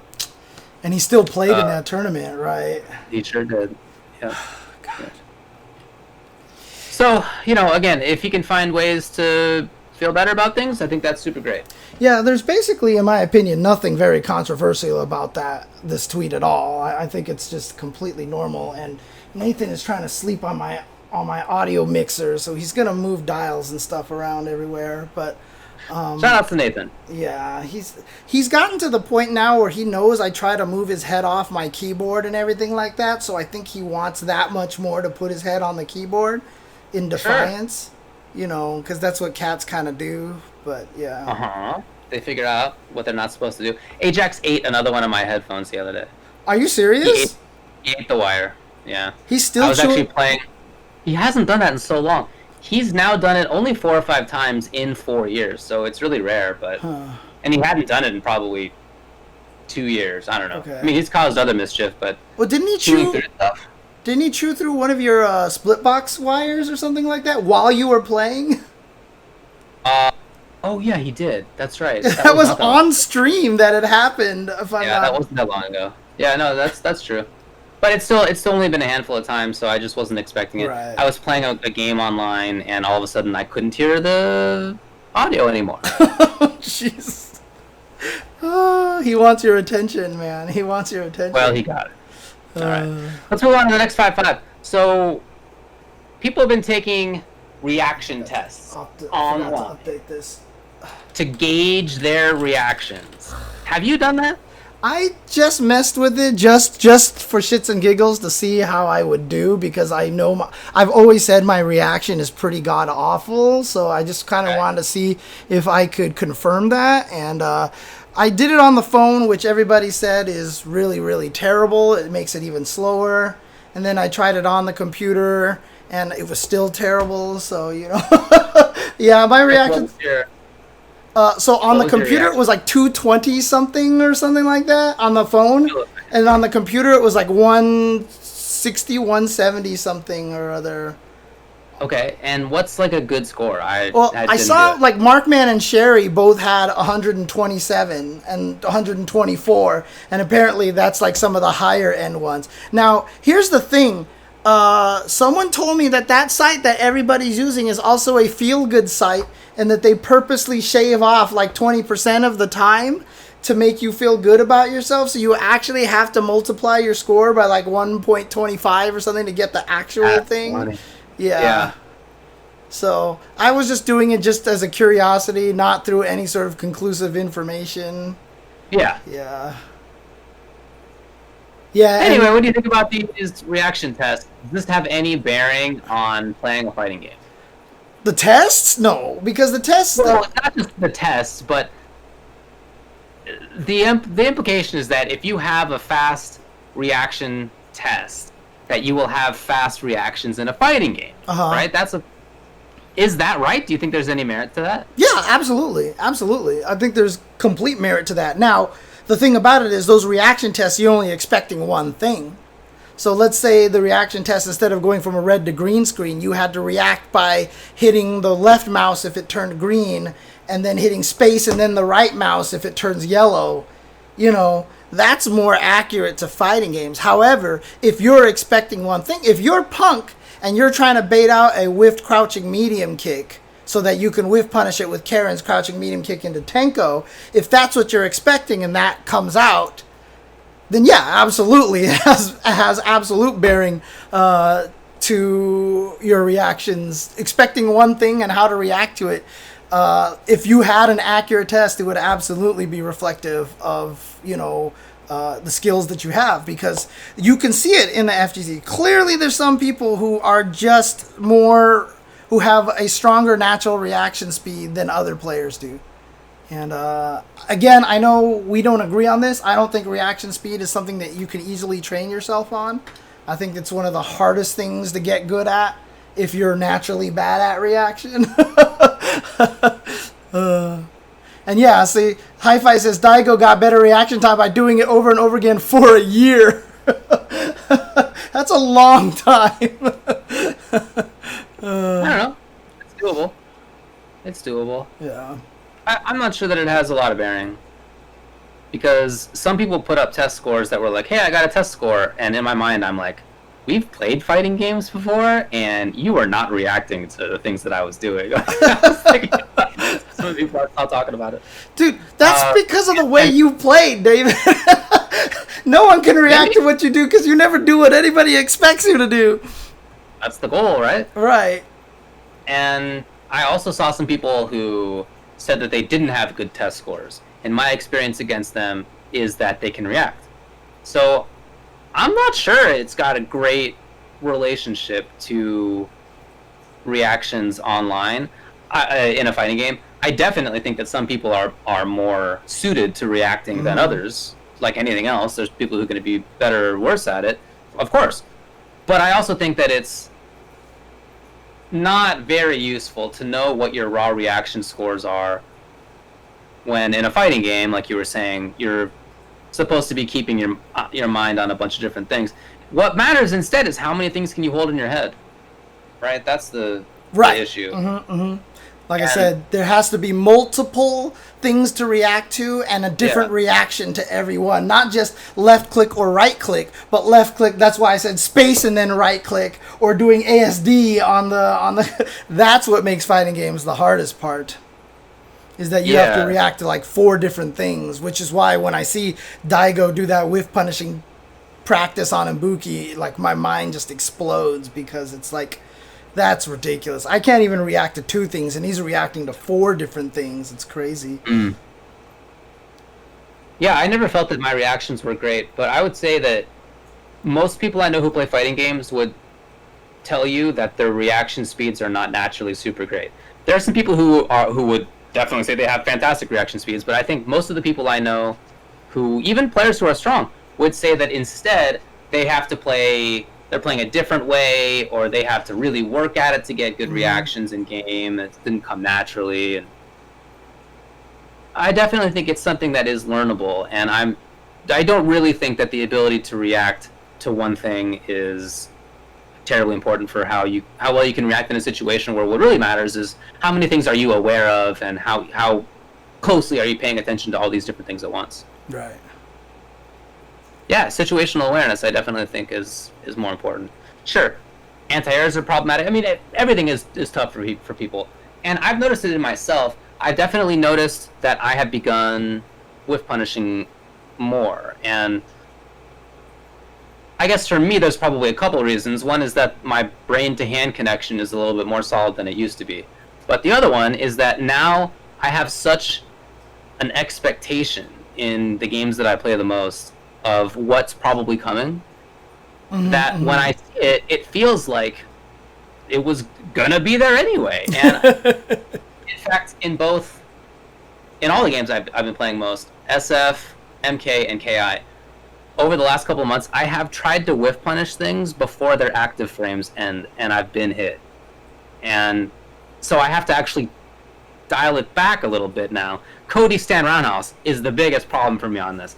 I try to whiff punish Cody stand roundhouse as it's happening, and I get crush counter because I'm too early on my whiff punish. Oh man, that's funny. Yeah, I mean, seriously. But I would not tell you that I think I'm naturally gifted in reactions or anything. I feel like I'm probably just average. And for a while, I think I was really bad at it because I had like a more physical issue than many people. So I think it's learnable, for sure. I mean, just for me, like, I'll just try to whiff punish a single move. And so that's the only move that can possibly come. And I still can't whiff punish it half the time with, like, fast buttons. And, I mean, everybody knows my anti-air problems, dude. And like I said, my biggest problem... Actually, the reason why I have bad reactions, I think the only way that I can really fix my reactions is that I also have to learn how to empty my brain. So whenever I do, for example, like the Daigo test where he has a Buki neutral jump, she does one of 4 things. If I do that same test with only 2 things, before she lands, I always predict which one she's going to do.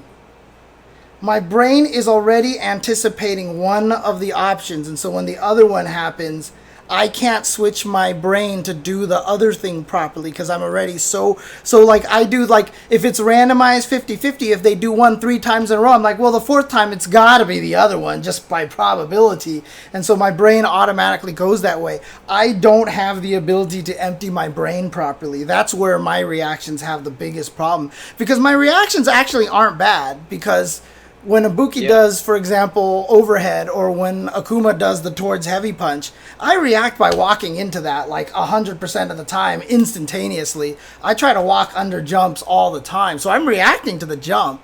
It's just I'm not reacting the right way, basically. Yeah, it's about mental stack. Yeah.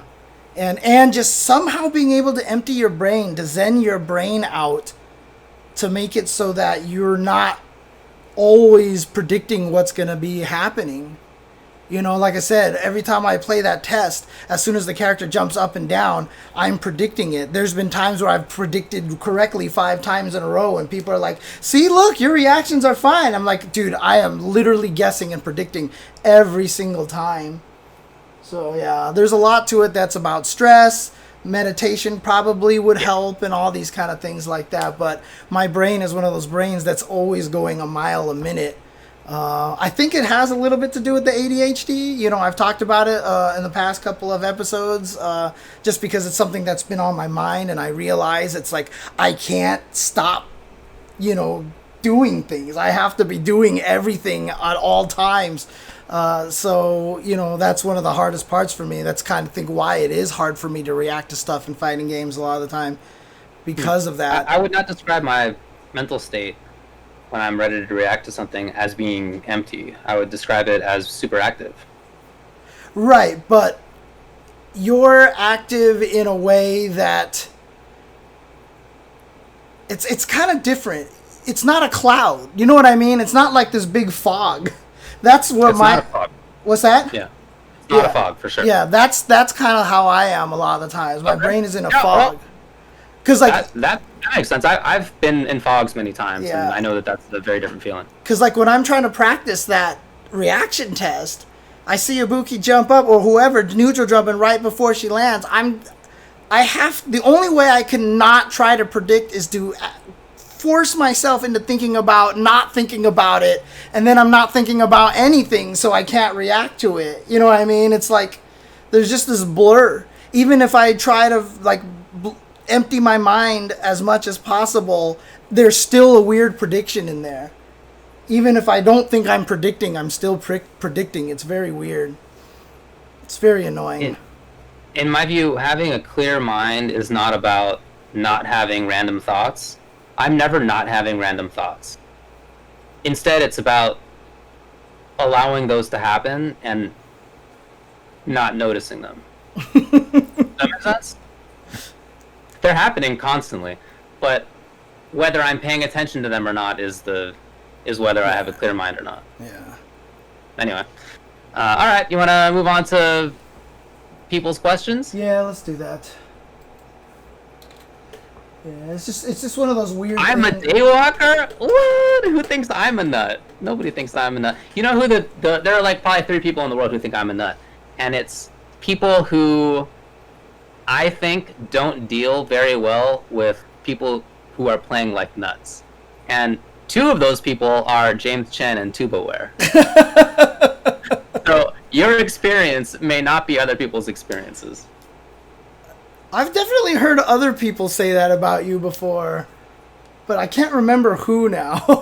Yeah, okay. Was it Tubaware? I don't think it was him. I know he said it before, but I'm pretty sure it's someone else that I almost feel like Keats even said it one time, didn't he? I just try to play to how I think the opponent's going to lose. That's all. And some people can't deal with nuts, so that's fine. Right. But if the other people can deal with nuts and they lose to just like me standing there and waiting for them to come at me, that's fine.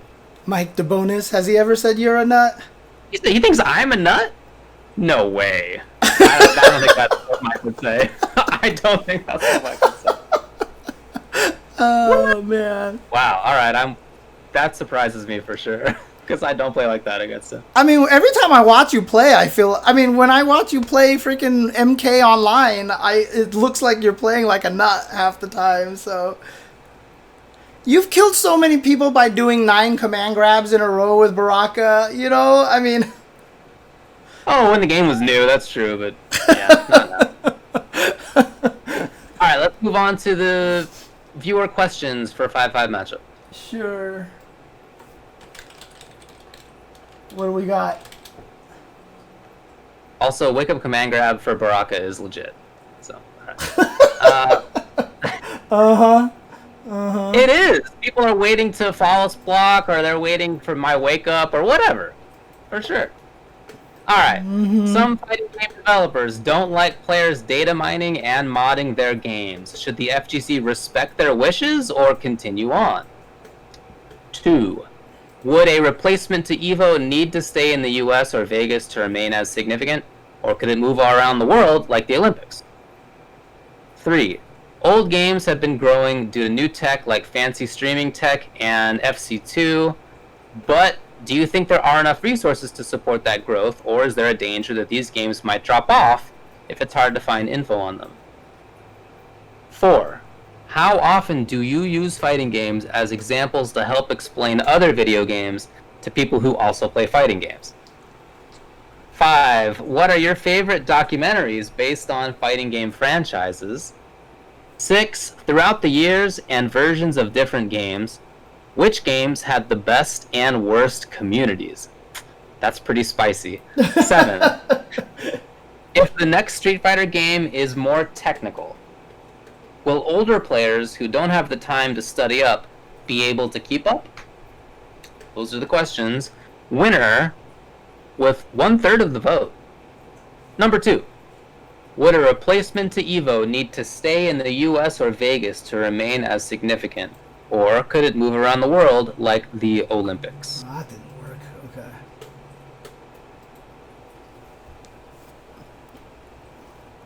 Okay. Yeah. My view is that it does not need to stay in the US. I think that it's helpful to be in the US because we have a big player base. You know, I mean, that's what it comes down to. It's a big player base. We're a wealthy country, relatively more chances to travel, right? We have internal travel, even though we have a huge country, is cheaper for us than it is for many other people in their countries. Mm-hmm. There's definitely advantages that we have to this. Historically, we had a passport that could allow us to go many places, and also many people were allowed to come into the U.S. So I think that historically there have been good reasons for the U.S. to be a big hub of this stuff. I am not sure that that's how the future will be. I'm not sure that we will be that very wealthy country that gets to travel easily. And I'm not sure that we will be that country that has a passport that most countries can get into, or that we can enter most countries on ours. We actually can't right now. Most countries in the world, we can't go. So that might change after COVID's over, but I'm not sure that it'll change a lot. I don't know. I'm not like a pessimist about the future or anything, but I'm also just not sure. So I don't know that it needs to be in the US. if instead it were to be roving around, I think that could be cool. We've sort of talked about this a little bit when we were talking earlier in this year about the idea of Evo Japan changing to be Evo Korea, or Evo Japan going to different venues, different years, or having an Evo world that goes, all over the place. It's in Paris one year, and it's in Bangkok another, and whatever. Right? It's in Adelaide, who knows? And I think that could be cool, but it does mean that in each case, you have to create like a new local group of people who are working the event. One nice thing about having a tournament in the same spot over and over again is that you get to depend on the same people over and over again, and even if they don't do a fantastic job the first year, they're going to have learned by like year 2 or 3. Yep. And for example, Evo Japan this year was great, when in the past it's been pretty gnarly. Mm-hmm. So I think that having it change every year has these downsides, but I don't think that it needs to be in the US. Yeah. I mean, Vegas is such a big advantage area. I know a lot of people don't like it because they feel like the hotels are expensive and everything like that, but the fact that Vegas is 24 hours, it does allow you to bring family that aren't interested in the fighting games and such. When we had Evo at Cal Poly Pomona, I mean, let me tell you, after the tournament was done, everybody was mad. They were just like, there's nothing to do. Like, everything was closed. Like, everything was closed, and everybody was mad because they was just literally... One of the main reasons why it moved to Vegas was because of the fact that it was 24 hours. You can get food even if the tournament ends at 1 a.m. You can just go gamble if you felt like it. There's a lot of extra benefits to Vegas as well. Does it have to be in Vegas? Of course not. I mean, it could be in Atlantic City. Although, since we were there, I would probably say, let's not do that. Let's not do that. Macau, maybe? Oh, that would be crazy cool. Yeah. It doesn't have to be in the U.S., but as you mentioned, there's obviously a lot of very big advantages to it being in Vegas. My hope still is that, obviously, that Evo can be resurrected in some way and gotten to a point where it can move past the follies of one particular individual. Let's just put it that way. So hopefully it could get to that point, because I still think it's an important tournament and everything. But and again, Rick doesn't want Combo Breaker to be that event. And so, if we are going to talk about an Evo successor, we'd probably have to wait another 5 years, 6, 7 years for that to happen at this point. Because really the closest one that's there might be CEO. Right? Yeah, that's probably true. And that one's in Daytona. And that's also not the greatest of places right now. So we're kind of in this awkward situation right now. Yep, I hear that. But so I don't know, man. Yeah, it really does depend on how things go in the next 3 months in the U.S. to know whether we're going to be a great spot to be. I just have no idea how it'll turn out.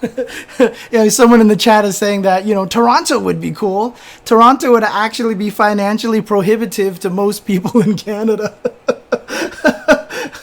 Well, something like half the country lives, the population, I mean. Oh, I guess that's true, since most of them are there. An incredible percentage of the country. Yeah. So, anyway, be cool with me. Yeah. 40%? Yeah, it's a lot of the country. Anyway, let's move on. I would like to answer number 7. If the next Street Fighter game is more technical, will older players who don't have the time to study up be able to keep up? It's an interesting question. I think that Street Fighter V is not technical in some ways, but it is very knowledge heavy. So if you're a player who has kept up in this context, in the context of Street Fighter V, I think you can do it with just about any game. That's not to say that you're going to be a top player, right? But if you can get to something like Diamond and STF5, I think you can be whatever the like pretty good rank is in Street Fighter 6 or whatever, because you have maybe not a lot of time, but you have enough time to keep up on what the knowledge checks are and to see what other people are doing with their characters and to know what's coming. And, it takes time, right? Mm-hmm. So I think that if you can do that with this game, you could do it with Street Fighter 6 and whatever they're going to do with that, that's in my view. I just don't think it's I'm not sure if the implication from the question that, like, right now, because Street Fighter V is more knowledge-based and technical, like what Daigo said about Nuki, that it's made it so that, it's harder for... So the thing about it is, this question has this implication that the older you get, it's harder for you to keep up with the game. We don't know if that's true or not. The only reason why a lot of the older players now don't keep up with the game is because they had to quit, because there was no idea that they could do this for any longer than, at some point it was like, well, gotta stop playing games, get a real life, get a job, gotta make a career, gotta get some money, but now we're at a point, if the FGC can sustain itself, some of these young players, like Punk, for example, there's no reason why he can't keep doing what he's doing until he's 50 or even 60 maybe. And if that's the case, of course he can keep up with it. Time is not going to be a problem. Time is only a problem because many of the older people have already moved on to jobs or have already done something else, and they've already lost a lot of that skill, and it's just too much work to go back, and you're already making money and it feels good and whatever like that. You're married now because, your life, you back then you had to give up playing fighting games to get married. It's not like today where, your partner could be someone who knew you as a fighting game champion from the beginning and thus has no expectation of you quitting it. She wants to root for you. You know what I mean? That kind of thing. And so I don't see that there's any reason why someone who's older couldn't keep up with everything as long as they believe that it's worth their time for doing. Look at Tokido, look at Daigo, right? If we didn't have this environment, Daigo already quit. He already quit fighting games at one point and became a mahjong expert because there was nothing left to do in fighting games. He had to come back into fighting games, and now that he can dedicate himself to it because he's like the most popular esports figure in Japan, he's obviously still one of the best, even in a game that doesn't suit him properly. So I don't see that there's any reason why anybody who's older can't keep up as long as they have reason to believe that it's beneficial to them. So this was sent to me by a guy named Luke, who is a Diamond SF5 player. And he says that with him getting older, parentheses, 30, which caused me a great chuckle, and with the current Street Fighter being more accessible, I won't be good enough to compete in SF6 if they make it more technical. I've tried to play Third Strike against my friends at locals, and I'm horrendous. Yeah, I don't think that Third Strike is so much more technical than SF5. Certainly some characters are more execution heavy, but you don't need to be playing those characters. Most characters' execution is just like crouching, medium, kick, super, or whatever. It's not like something that's difficult. Don't play Yun, right, or whatever. So it's already... I wouldn't say that it's technical. What it is a big knowledge check. Yeah. You have to know a lot about Third Strike. Like almost any game that's 20 years old, right? Any good fighting game that's old, that's that old, is going to be a big knowledge check. And Third Strike is exactly that. You have to know a ton of stuff. So I don't think it's that it's technical in some restrictive sense outside of particular characters. Instead, it's just that you have to have spent your time playing Third Strike instead of SF5. And I think that's doable. If you're somebody who can make it to Diamond ranks in SF5, you're somebody who can be pretty good at Third Strike, sure. Mm-hmm. And you can be pretty good at SF6 too. Just depends on which game you're putting the time in, that's all. Yep. I don't think you have to put in more time in Third Strike to get as good as you are in SF5. It's just that that had to have been time spent in Third Strike, but instead it was spent in SF5, right? That's all. It's the only difference. I mean, for all intents and purposes, Third Strike and Super Turbo, because I'm talking to someone who's trying to learn Super Turbo right now, and so much of Super Turbo is about stupid matchup specific knowledge kind of things, you know, like, oh, you noogied me with Dulcim and I'm Vega, gotta watch out for cross up meaty slide, you know. It's like, because that only works on Vega and like 2 other characters or something, you know. Third Strike is the same way, right? Like, which characters can you corpse hop over randomly in the corner with Yun or whatever random character? Yeah, there's a lot of stuff like that. There's a lot of that kind of stuff in there. But for all intents and purposes, those games are actually probably maybe 3 times easier to learn than Street Fighter V because there's 1/3 the characters in those games, right? Yep. I mean, it has nothing to do with what the game is about. Is this that Street Fighter V has so many characters, and now they're adding 5 more? Oh, boy. Yeah, it's just there's so much to learn in these games today because there's so many damn characters in the game, and because it's so much more situational as well. Like I said, one of the hardest things about Street Fighter V is that you can't really go by feel as well. Because, I mean, this is a really small, very, very subtle thing. But in Super Turbo and in Third Strike, for example, 99% of the moves have the same hit stun and block stun as each other and of moves of their similar strength.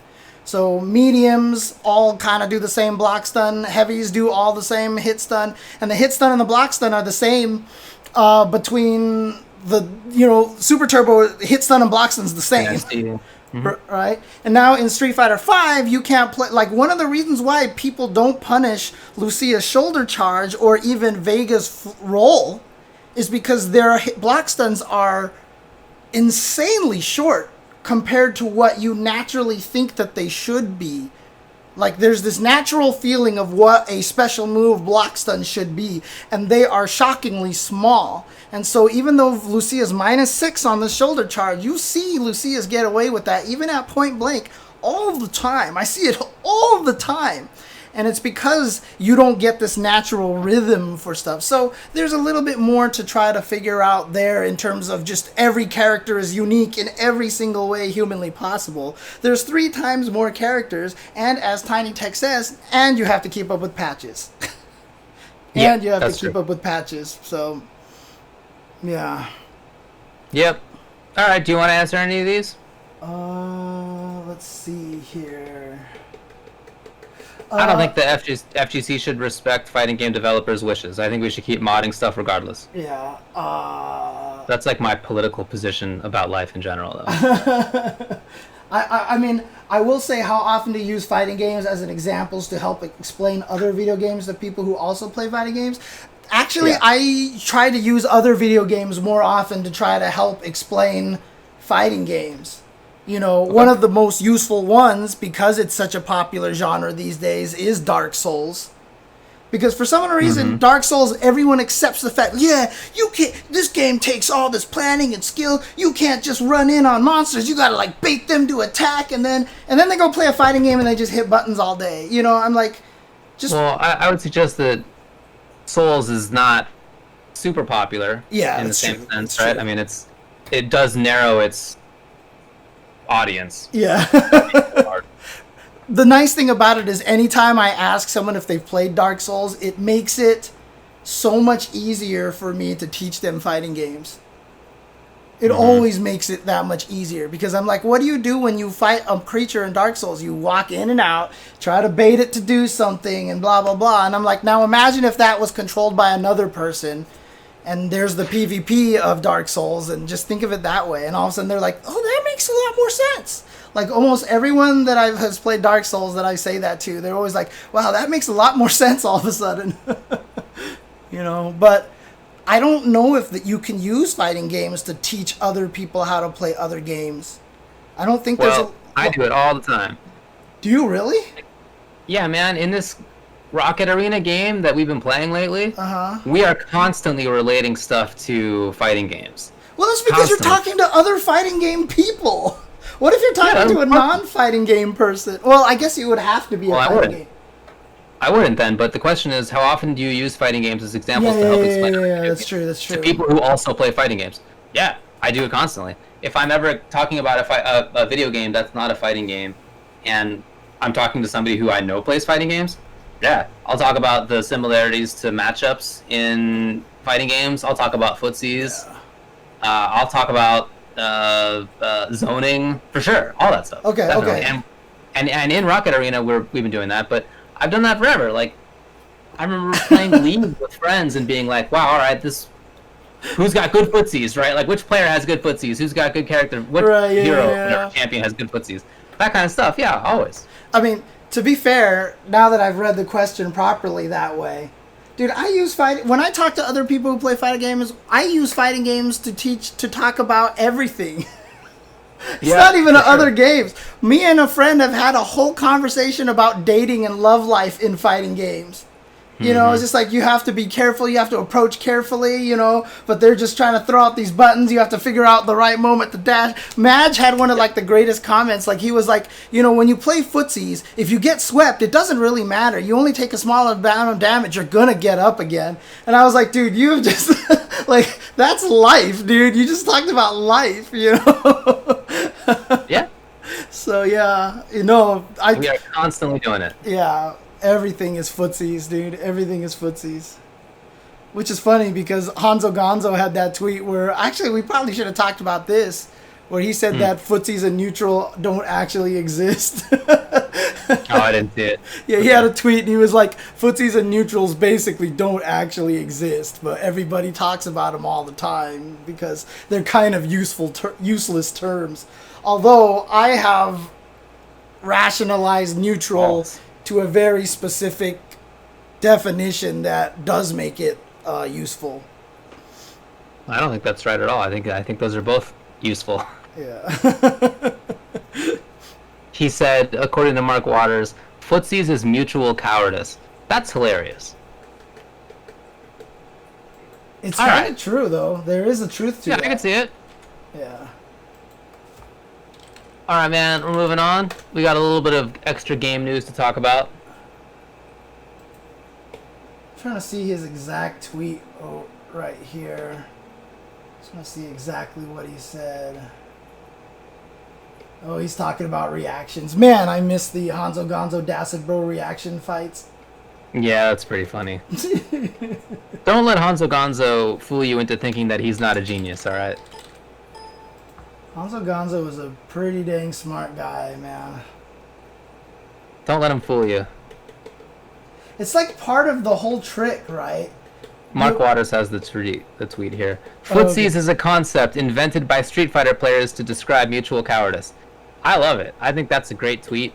Turns out this is from February 3rd, but yeah, that's a different tweet. That's a different tweet. I get it. Yeah, different tweet. Different tweet.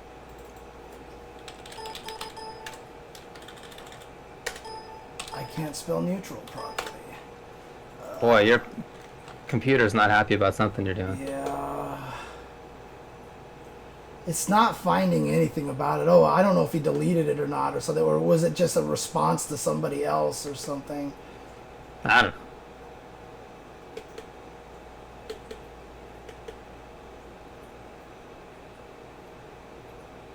Are you gonna keep looking for it, or would you... Go ahead and move on. Move on. We're moving on. Let's talk about game news as James changes the topic. Yes. Mortal Kombat 11, a little bit to discuss. The Summer Heat skin pack is available to people who own Aftermath on August 6th. Importantly, Baraka gets a chef's hat. Big news. Does that mean you're gonna have to? Well, see, here's the question though. You're gonna give him the chef's hat, but he technically has no lips. So can you do a chef's kiss as Baraka? Dang, that's a tough one. I'll have to think about that. Chef's hat Baraka, by the way, Killer Croc Baraka. And Aaron Black gets an Uncle Sam outfit, and Katana has like a summer dress and hat, or who cares. Also, Ed Boon said he would love to do a Netherrealm Cup. He had this tweet on Twitter where he said, after COVID, I'd love to do a Netherrealm Cup. including all of our most recent games: MK9, Injustice 1, MKX, Injustice 2, and MK11. Why stop there, man? Why stop? Because those are the only fighting games they ever made. Why not bring in UMK3 and stuff? They're in the background. Because those are the only fighting games they ever made. The first fighting game that Midway/NRS ever made was Mortal Kombat 9. That's my belief. I mean, it's true for Netherrealm Studios, right? I think it's literally true for them. But I also mean in the sense that certainly nothing since the mid-90s was competitive.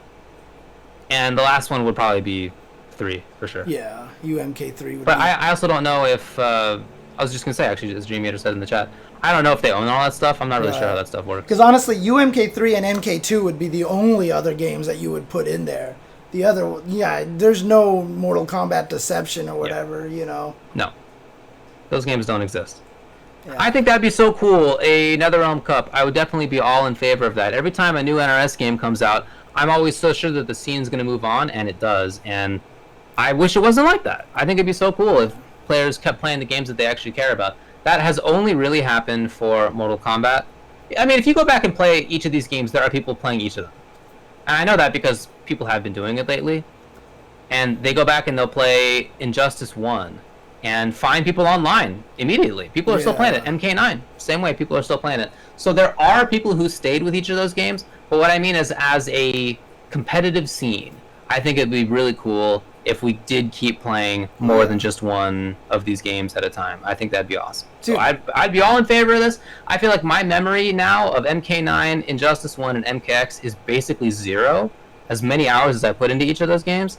But Injustice 2 and MK11, I think that'd be super cool for me to play in. And for other people who are still playing those other games or still know them really well, I'd love to see that too. Yeah, and, shoot, what the hell was I gonna... Oh, it was a Ketchup, who even just tweeted out recently that was like, he really felt like no one was ready for MK9's tag mode yet. Yeah. And now maybe it's time to go back to it. And, you know... Pretty broken. Oh, is it? Is it that bad? Oh, horribly broken. Yeah, I mean, it's a lot of fun, but it's also very broken. Yeah. That game is broken in versus mode, dude. Right, in 1v1 versus mode, let alone with the assists. But wouldn't I think that'd be awesome, though. Yeah. I would love to see it.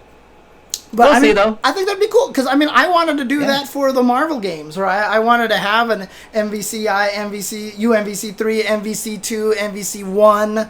Heck, even let's throw an X-Men Street Fighter, just to have as Kusogi as possible. Tatsunoko versus Capcom. Like, I would have loved to have a tournament like that, but obviously probably just never going to happen because Marvel. But, it would just be neat to kind of have that kind of thing. For sure. And then only other game news, sort of, is that the news came out that officially licensed peripherals for PlayStation 4 will also work on PlayStation 5. So that's cool. If you have an official stick, you don't have to shell out another couple $100. I don't know, though, about unofficial stuff. Like, will I have to get a new PCB? Will my Brook work on PS5? It just depends on how they do things, and Brook's been really good at making their stuff work with everything. Like, my stick works with PC and Xbox and PlayStation 4 and PlayStation 3 and Switch. Right. So that makes me think that they'll be able to figure out a way. But I don't know. We'll see. I really hope so. Yeah, I don't want to have to buy another one. Just like Gundam Jehudi Kai says, I was thinking the same thing. They probably just patch the board and all of a sudden they'll make it work. They always release updates to get things to work. So yeah, exactly. I wouldn't be surprised. Yeah, I'm sure that it won't be immediate, right? So they'll probably have to, reverse engineer something or whatever after the PS5 comes out. However that process works, I don't know. But I'm sure Sony. I hope that will happen. I'm sure Sony wasn't fans of Brook. But if PlayStation 5 comes out and they say that all the controllers are backwards compatible, then I don't think they care. That also kind of tells me, though, that I'm scared that maybe the PlayStation 5 is going to be pretty dang pricey. Like, that they're just going to be like, hi, the console comes with no controllers.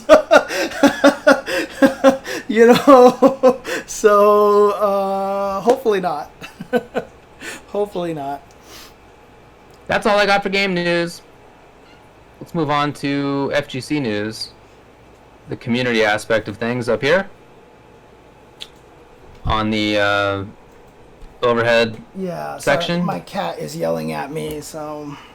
Got it. So, Parsec is working with Ubisoft. Did you hear about that? No, actually, I did not.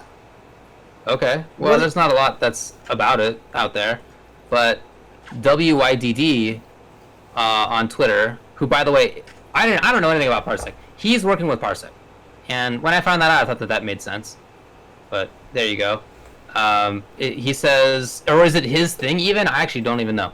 I have no idea, actually. The tweets that I saw him put out were the first times that I had heard about that. But what he said is that we have made a strategic deal with Parsec team to power more stuff in Ubisoft. And, you know. Interesting. Okay. Yeah. Yeah, WYDD was also the guy who wasn't he the one that the Samurai Showdown guys flew out to test their delay based stuff? Yeah, he was. Yeah. Yeah. Yep. They had a whole blog post about it on their website, on Parsec's website. But it was really just like, we're partnering, like we're gonna be making streaming technology and stuff like that. So it wasn't super concrete in terms of what it's gonna mean. But I think that's great. Yeah, like I said, the stuff that I've tested so far feels like it's great. And, you're really offloading a lot of the processing power onto the cloud machine. The only thing that's happening is that Parsec is handling the work of sending you the image and the audio and sending the inputs to the other machine. And so, I don't know. See, it's working pretty good so far. And again, they're hiring, so if you happen to live in Bordeaux, France, or if you're willing to go there, then check it out. I wonder if they would have any, help pay for your moving. I'm sorry, but James, you're not allowed to be in France right now. It's probably true. I couldn't go anywhere. It's literally true. Neither of us can go to the European Union right now. Other news, Sega Akihabara Building 2, previously Sega Gigo, is closing after 17 years. This is a arcade that's right at the entrance to Akihabara as you walk in, on one of the main streets from one of the sides. We've both been there. We've walked into that building. It's huge. Well, it was. Or it's not dead yet, but it's set to close. It's 5 floors of just a ton of different stuff, of some slots and a bunch of arcade cabinets, and not fighting games, but not just fighting games, but whatever, everything else, right? All the stuff was there. Now, so that's a bummer. Is that because of COVID, basically? Was COVID kind of like the nail in the coffin for it? Yeah, I don't really know. There's not a lot of news as far as I've seen in terms of concrete reason why, but that seems like a reasonable guess. Sega still has other stuff, by the way, in that area, so it's not like they're completely leaving, but at least one of the main ones is closing down. Well, according to Choruses, Majin Obama mentioned this wasn't one of the main Sega arcades, mostly UFO catchers. Yeah, if that means not a main fighting game arcade, that's right. Yeah. Because I remember walking into there, and there wasn't a lot of fighting games in there. Yeah. Yep. But it's still a bummer. Yeah, because if arcade culture can't live on in Japan, where can it live on, right? It's just, that's the cool thing is when you're in Japan and you walk around, there's just arcades all over the place, and it's cool. I miss kind of having that kind of ability to find arcades kind of wherever you go. Every city that you went to, there was that arcade. I know there was an arcade in UCLA, but there was even an arcade in Westwood that we used to go to all the time, and that closed really fast, after the arcade scene started going down. It's Yep, sad. I know the feeling. And again, for those people who haven't grown up and lived in the arcade culture, there is a lot of over-exaggerated romanticization of it, but it really is. There's a reason why it happened. The over-romanticization of it happens because it was actually super awesome. Because there was a lot of wonderful things about arcades. It was a lot of fun. There were some big positives to it. What Also, I- the people who grew up doing it are now in their 30s and 40s, and we're like nostalgic for the past. So Yeah. when you hear any of us tell stories about it, keep in mind that all of us, even ones who try not to be, we're colored by that to some extent. I mean, when I'm in Japan and you walk into the arcade, I talk about the growing cacophony of game noises as you walk towards an arcade. And oftentimes, as soon as you walk into the entrance, the volume just skyrockets because of, acoustics and stuff. And that feeling of like butterflies and excitement and anticipation from going outside to into the arcade is still something that I don't experience anywhere else. Maybe a theme park, but even then, theme parks are stressful these days. It's like, it's not quite the same. Yeah, I had the same feeling for sure. I know exactly what you're talking about. I do think that part of it is also something that a lot of people have for whatever thing that they liked when they were a teenager and 20s. So I'm not sure that that's like an arcade exclusive thing, but it was great to just be able to play fighting games whenever you wanted to. That was the best part. You could just, you didn't need to have like a play date set up or whatever. You could just head down to the arcade and somebody would be there and you get to play. That was awesome. And again, for me, this is not even fighting games. This is me going in and playing elevator action and playing Mappy and playing. Oh yeah, okay. Well, sure. Journey, Earlier, yeah. Discs of Tron. Right. Oh, God, Yeah. Oh, that makes sense. Yeah. Definitely makes sense. Well, a little bit of other community news. So, Japanese Dalsum player Torimeshi's house was exploded. He's okay, but it got destroyed by a freak gas leak at a nearby restaurant. He put a picture up on Twitter, and it was harrowing. It was debris everywhere, all across this whole corner of a street, and it was a little slice that was like, "This is where I live," and it was gone, more or less. And then he put up other pictures on Twitter of, the aftermath. He went inside, and his PC was destroyed, and just all that sort of stuff. So that was really unfortunate, really sad to hear about that, but also really nice that the Street Fighter community there came together. They did a stream and a tournament for him. They actually raised 800,000 yen, which is about $8,000. Nice. I don't know the exact conversion rate right now, but it's somewhere in those parts. And as far as the tournament goes, very fittingly, it was streamed on Itzukik's channel. He's one of the best Dalsum players in the world. And it was won by YHC Mochi Dalsum. Thanks to the universe for putting this together. So Dalsum won a tournament on a Dalsum player stream to raise money for a Dalsum player. Exactly right. And the grand finals was against the Kami as well. And YHC Mochi beat the Kami player. So that's actually Good a job, good question. universe. I said on stream that, I don't feel like Kami versus Dalsum is as bad in 5 as it was in 4. And I saw a lot of people saying that, oh, it's terrible. Like, Kami still slaughters Dalsum. Is that true? No, it's definitely not as bad. No, it's not. I mean, she'll probably win, but it's not as bad as in 4 for sure. Right, yeah, because 4 it was like, that fight was just like that was just one of the ones that you just threw your hands up in the air.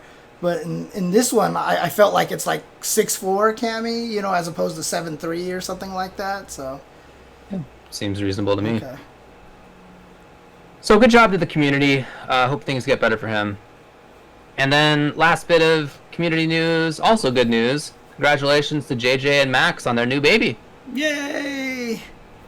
I didn't catch the name. Do you know what they named? Oh, actually, I didn't either. No, I don't know. Okay. I didn't catch the name, but yeah. I just saw the tweet showing the baby. Yeah. And I don't know anything else about the baby. But congrats to them. Ripley. Is that so rip? Wow. That's cool. So cool. That is cool. That is cool. That is cool. I like it.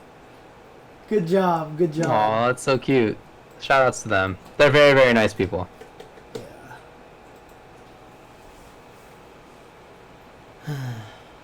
Alright. As far as upcoming stuff, there are some things happening. KI United is coming up. That will be on the 15th of August, so another week and a half. $1,000 prize pool. Mm-hmm. Kevin Bayless for commentary, graphic designer who worked at Rare on original KI, Donkey Kong Country, Battletoads. Currently 147 entrants, including many of the best, Wheels, Nikki, Base, so etc.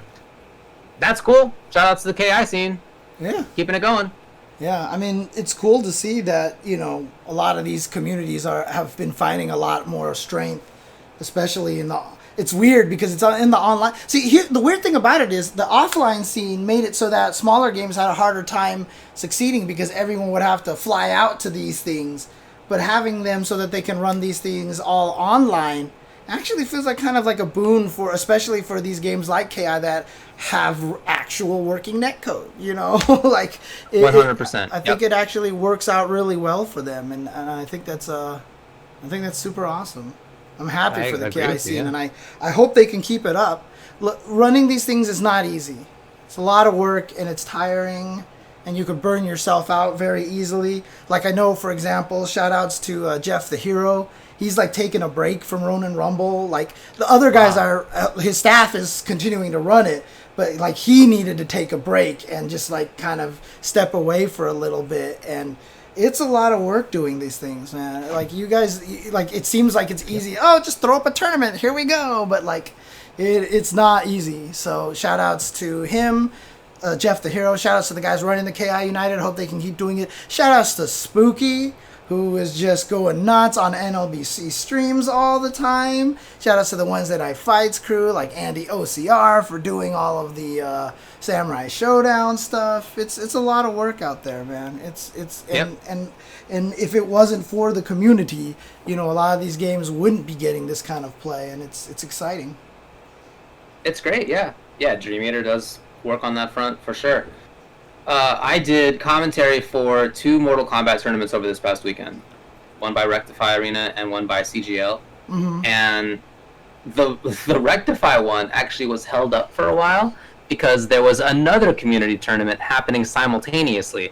And a couple of the players who had made top 8 in the Rectify one were also in the other one. So we actually had to move on and play other people's matches for a while.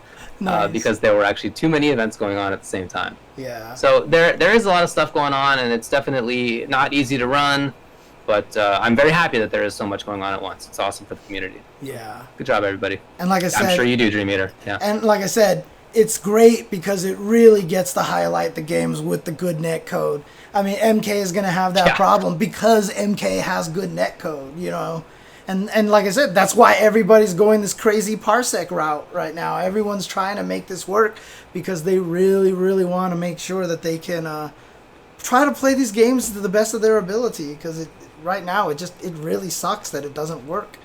That these games that should be playable online don't work. So. For sure.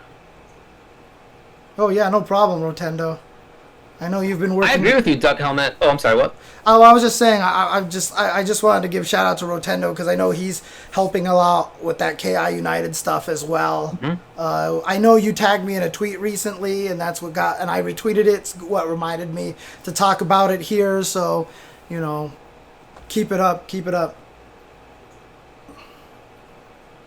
I just wanted to say that I think I kind of agree with Duck Helmet, who says, I like our online future. I like all the regional CPT stuff since we are seeing more different players. I agree. There's... would I rather have a world where we just have offline events? Yes. But since we can't, I'm really happy that we're having online events that do showcase people in more places. And that was one of the potential benefits that we had talked about before these online tournaments started, right? We're talking about how this is a chance to see scenes in other parts of the world in as much credibility as we would see a tournament that happens in the U.S. Yeah. We in the U.S., I mean, it's common, right? You feel like, many of us feel like we're aware the good players are, or like we know where they are. They're in Japan, they're in the U.S., right? We're real stupid about that stuff. But there are great players all over the place, and this is a chance to frame the events that happen everywhere as having equal importance. And I think that's really great because it does give you these chances to see more players. That's so cool. An example of that is that CGL ran a Mortal Kombat tournament for Africa this past weekend. Oh, really? Yeah, they did one for North America, South America, Europe, and Africa. So they did 4 of them. Yeah, it must have been an incredible amount of work. But yeah, that's amazing, right? And it was cool. I watched it, and the players were legit. I wish I could see them more, right? But it was so cool to see those players. I think that's so awesome. Yeah, I mean, to be honest with you, like I said, I feel like the transition to online is going to be very similar to the transition from arcades to consoles. I really, really feel that, and as netcode improves, it's just going to become more and more of that. Right now, the biggest problem is that the best way to compare it is that, let's say we're in the phase of Super Nintendo right now, where the reason why we don't care about the consoles is because the ports aren't accurate and it's not very good. Well, we're in that phase right now. The ports are accurate, but the online sucks.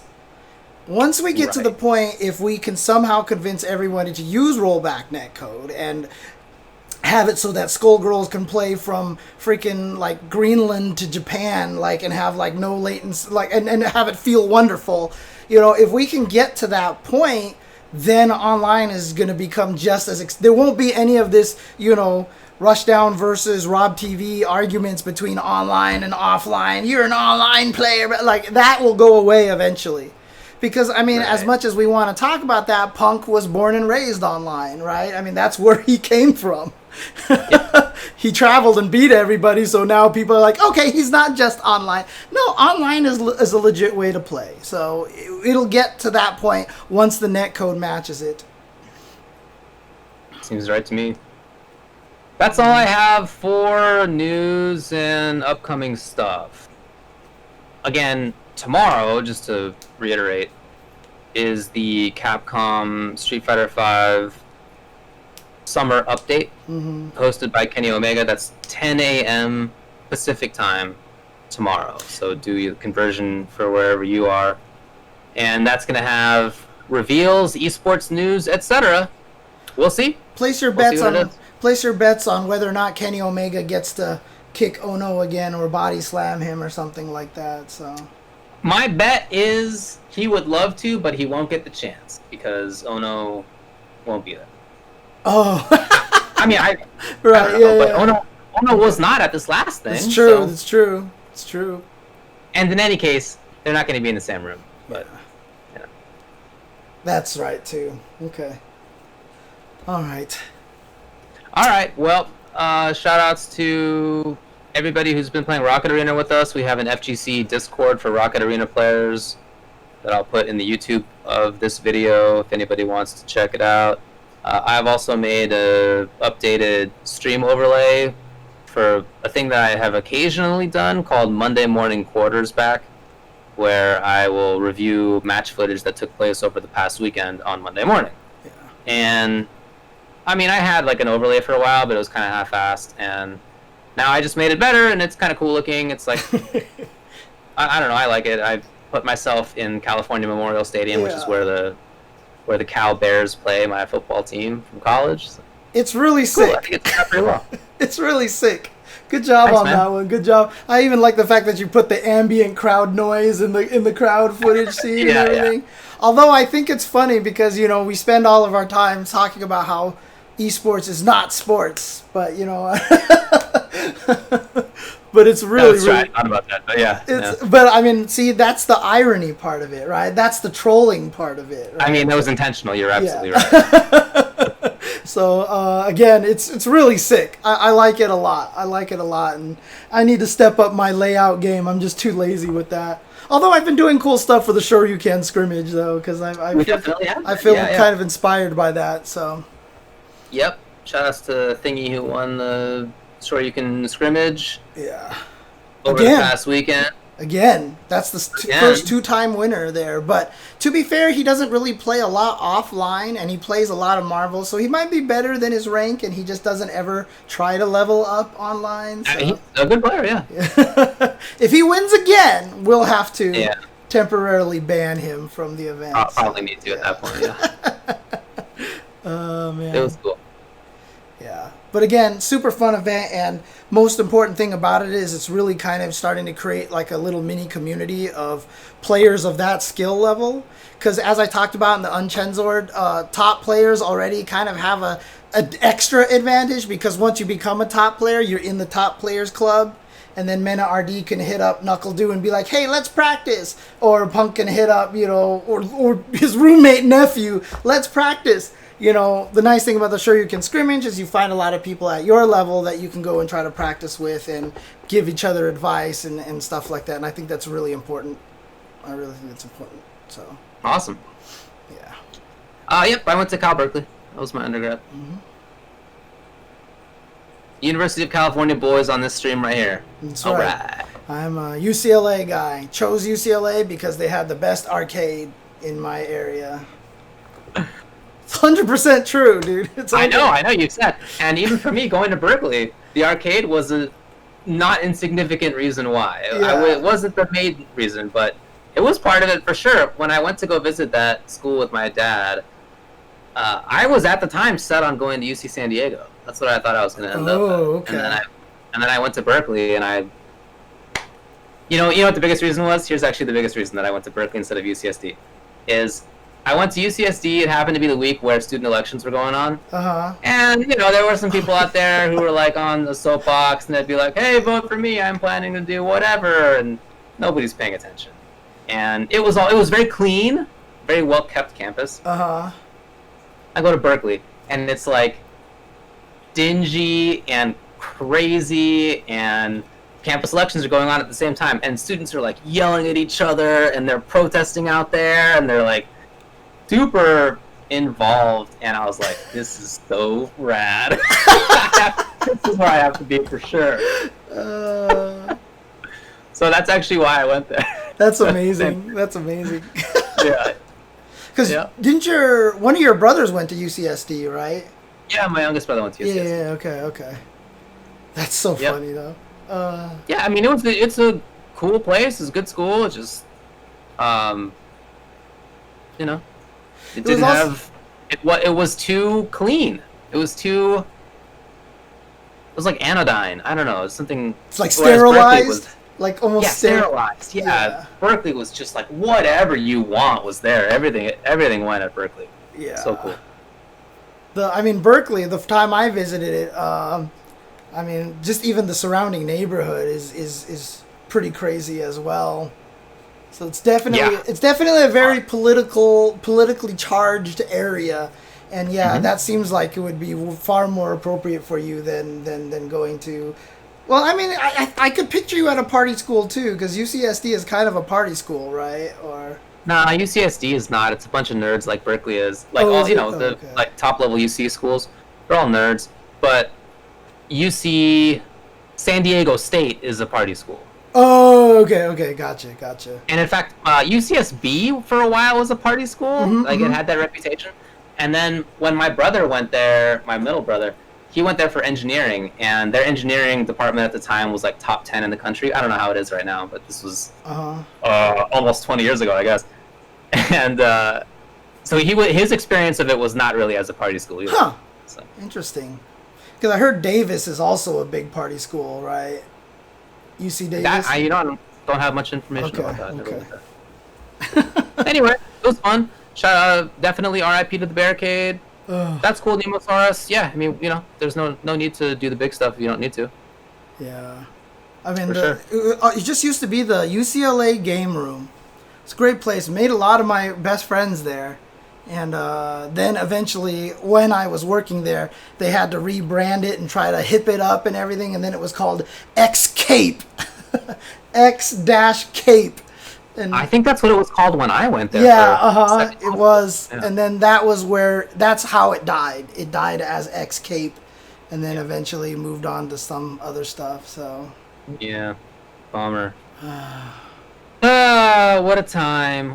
Oh, by the way, Flow Toss. Berkeley definitely had Westboro Baptist Church types on campus as well. But we also had the extremely leftist blue-haired guy named Stoney. Well, there's just, and who knows how many hardcore leftists there, right? So you had the wild, extreme religious types, and they got into shouting matches with the people who were like, "You're idiots! How can you believe any of this nonsense?" And they'd be like, "Please accept," constantly, every single day they would yell at each other. And so it was a blast to just like walk through the campus and like listen to all their debates. And I often just would go sit there and watch and be like, okay, good point. You're an idiot. It was so fun. You were always meant to watch fighting games. Yeah, good old Stony. Was his name really Stony? Well, I don't know what his real name was, but he went by Stony. Yeah. At that time, he was, I would guess, in his 60s, and he had balding hair, but what hair he did have was blue. What? And he kind of had like baggy pants, and he was really loud. I think he just lived in Berkeley, and he would go to campus every day and just like hang out on campus and get into arguments with people. Awesome. My image of what Stoney looked like changed very quickly right there when you said he's 60 years old and balding and in baggy pants. Oh, yeah, he must have been there since the 60s for sure. I was picturing like a hipster, more kind of, like skinny. A hippie. No, a hippie. Okay. Definitely. He was like, and I basically took political philosophy. That was my major, more or less. And so I was like reading Plato, and then I'd go out from class and see basically Socrates like having these debates. It was awesome. It was what a cool time. He loves San Dimas. Oh man. It was cool. Anyway, all right. New Teppen season is out. Woo! And what was that? I said new Teppen season is out.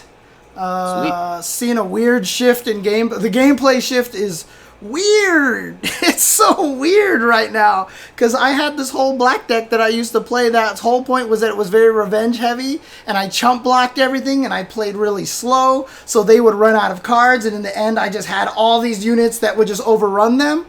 And now everybody's doing that. So like I can't play this deck anymore. It has no distinct advantages anymore, and it's made me really, really sad. You gotta find something else. Yeah, I'm gonna have to go try a different deck now, but it's interesting. It's an interesting change right now, and it's very interesting early on in the season because that's when everybody is the most experimental. Because by the time you get to the end of the season, everyone wants to get that rank for Worlds, and it becomes very stagnant. But this is the Wild West right now, and it's actually kind of fun. I got the yellow blonde Morrigan skin for my free skin, which I'm sad about because Morrigan clearly sucks in the game and is like the worst hero by far because she's gotten nerfed like 90 times. And then I actually like the green one better anyway, so actually like green hair Morrigan much better than yellow hair. Yellow hair is so normal. Green hair is where it's at.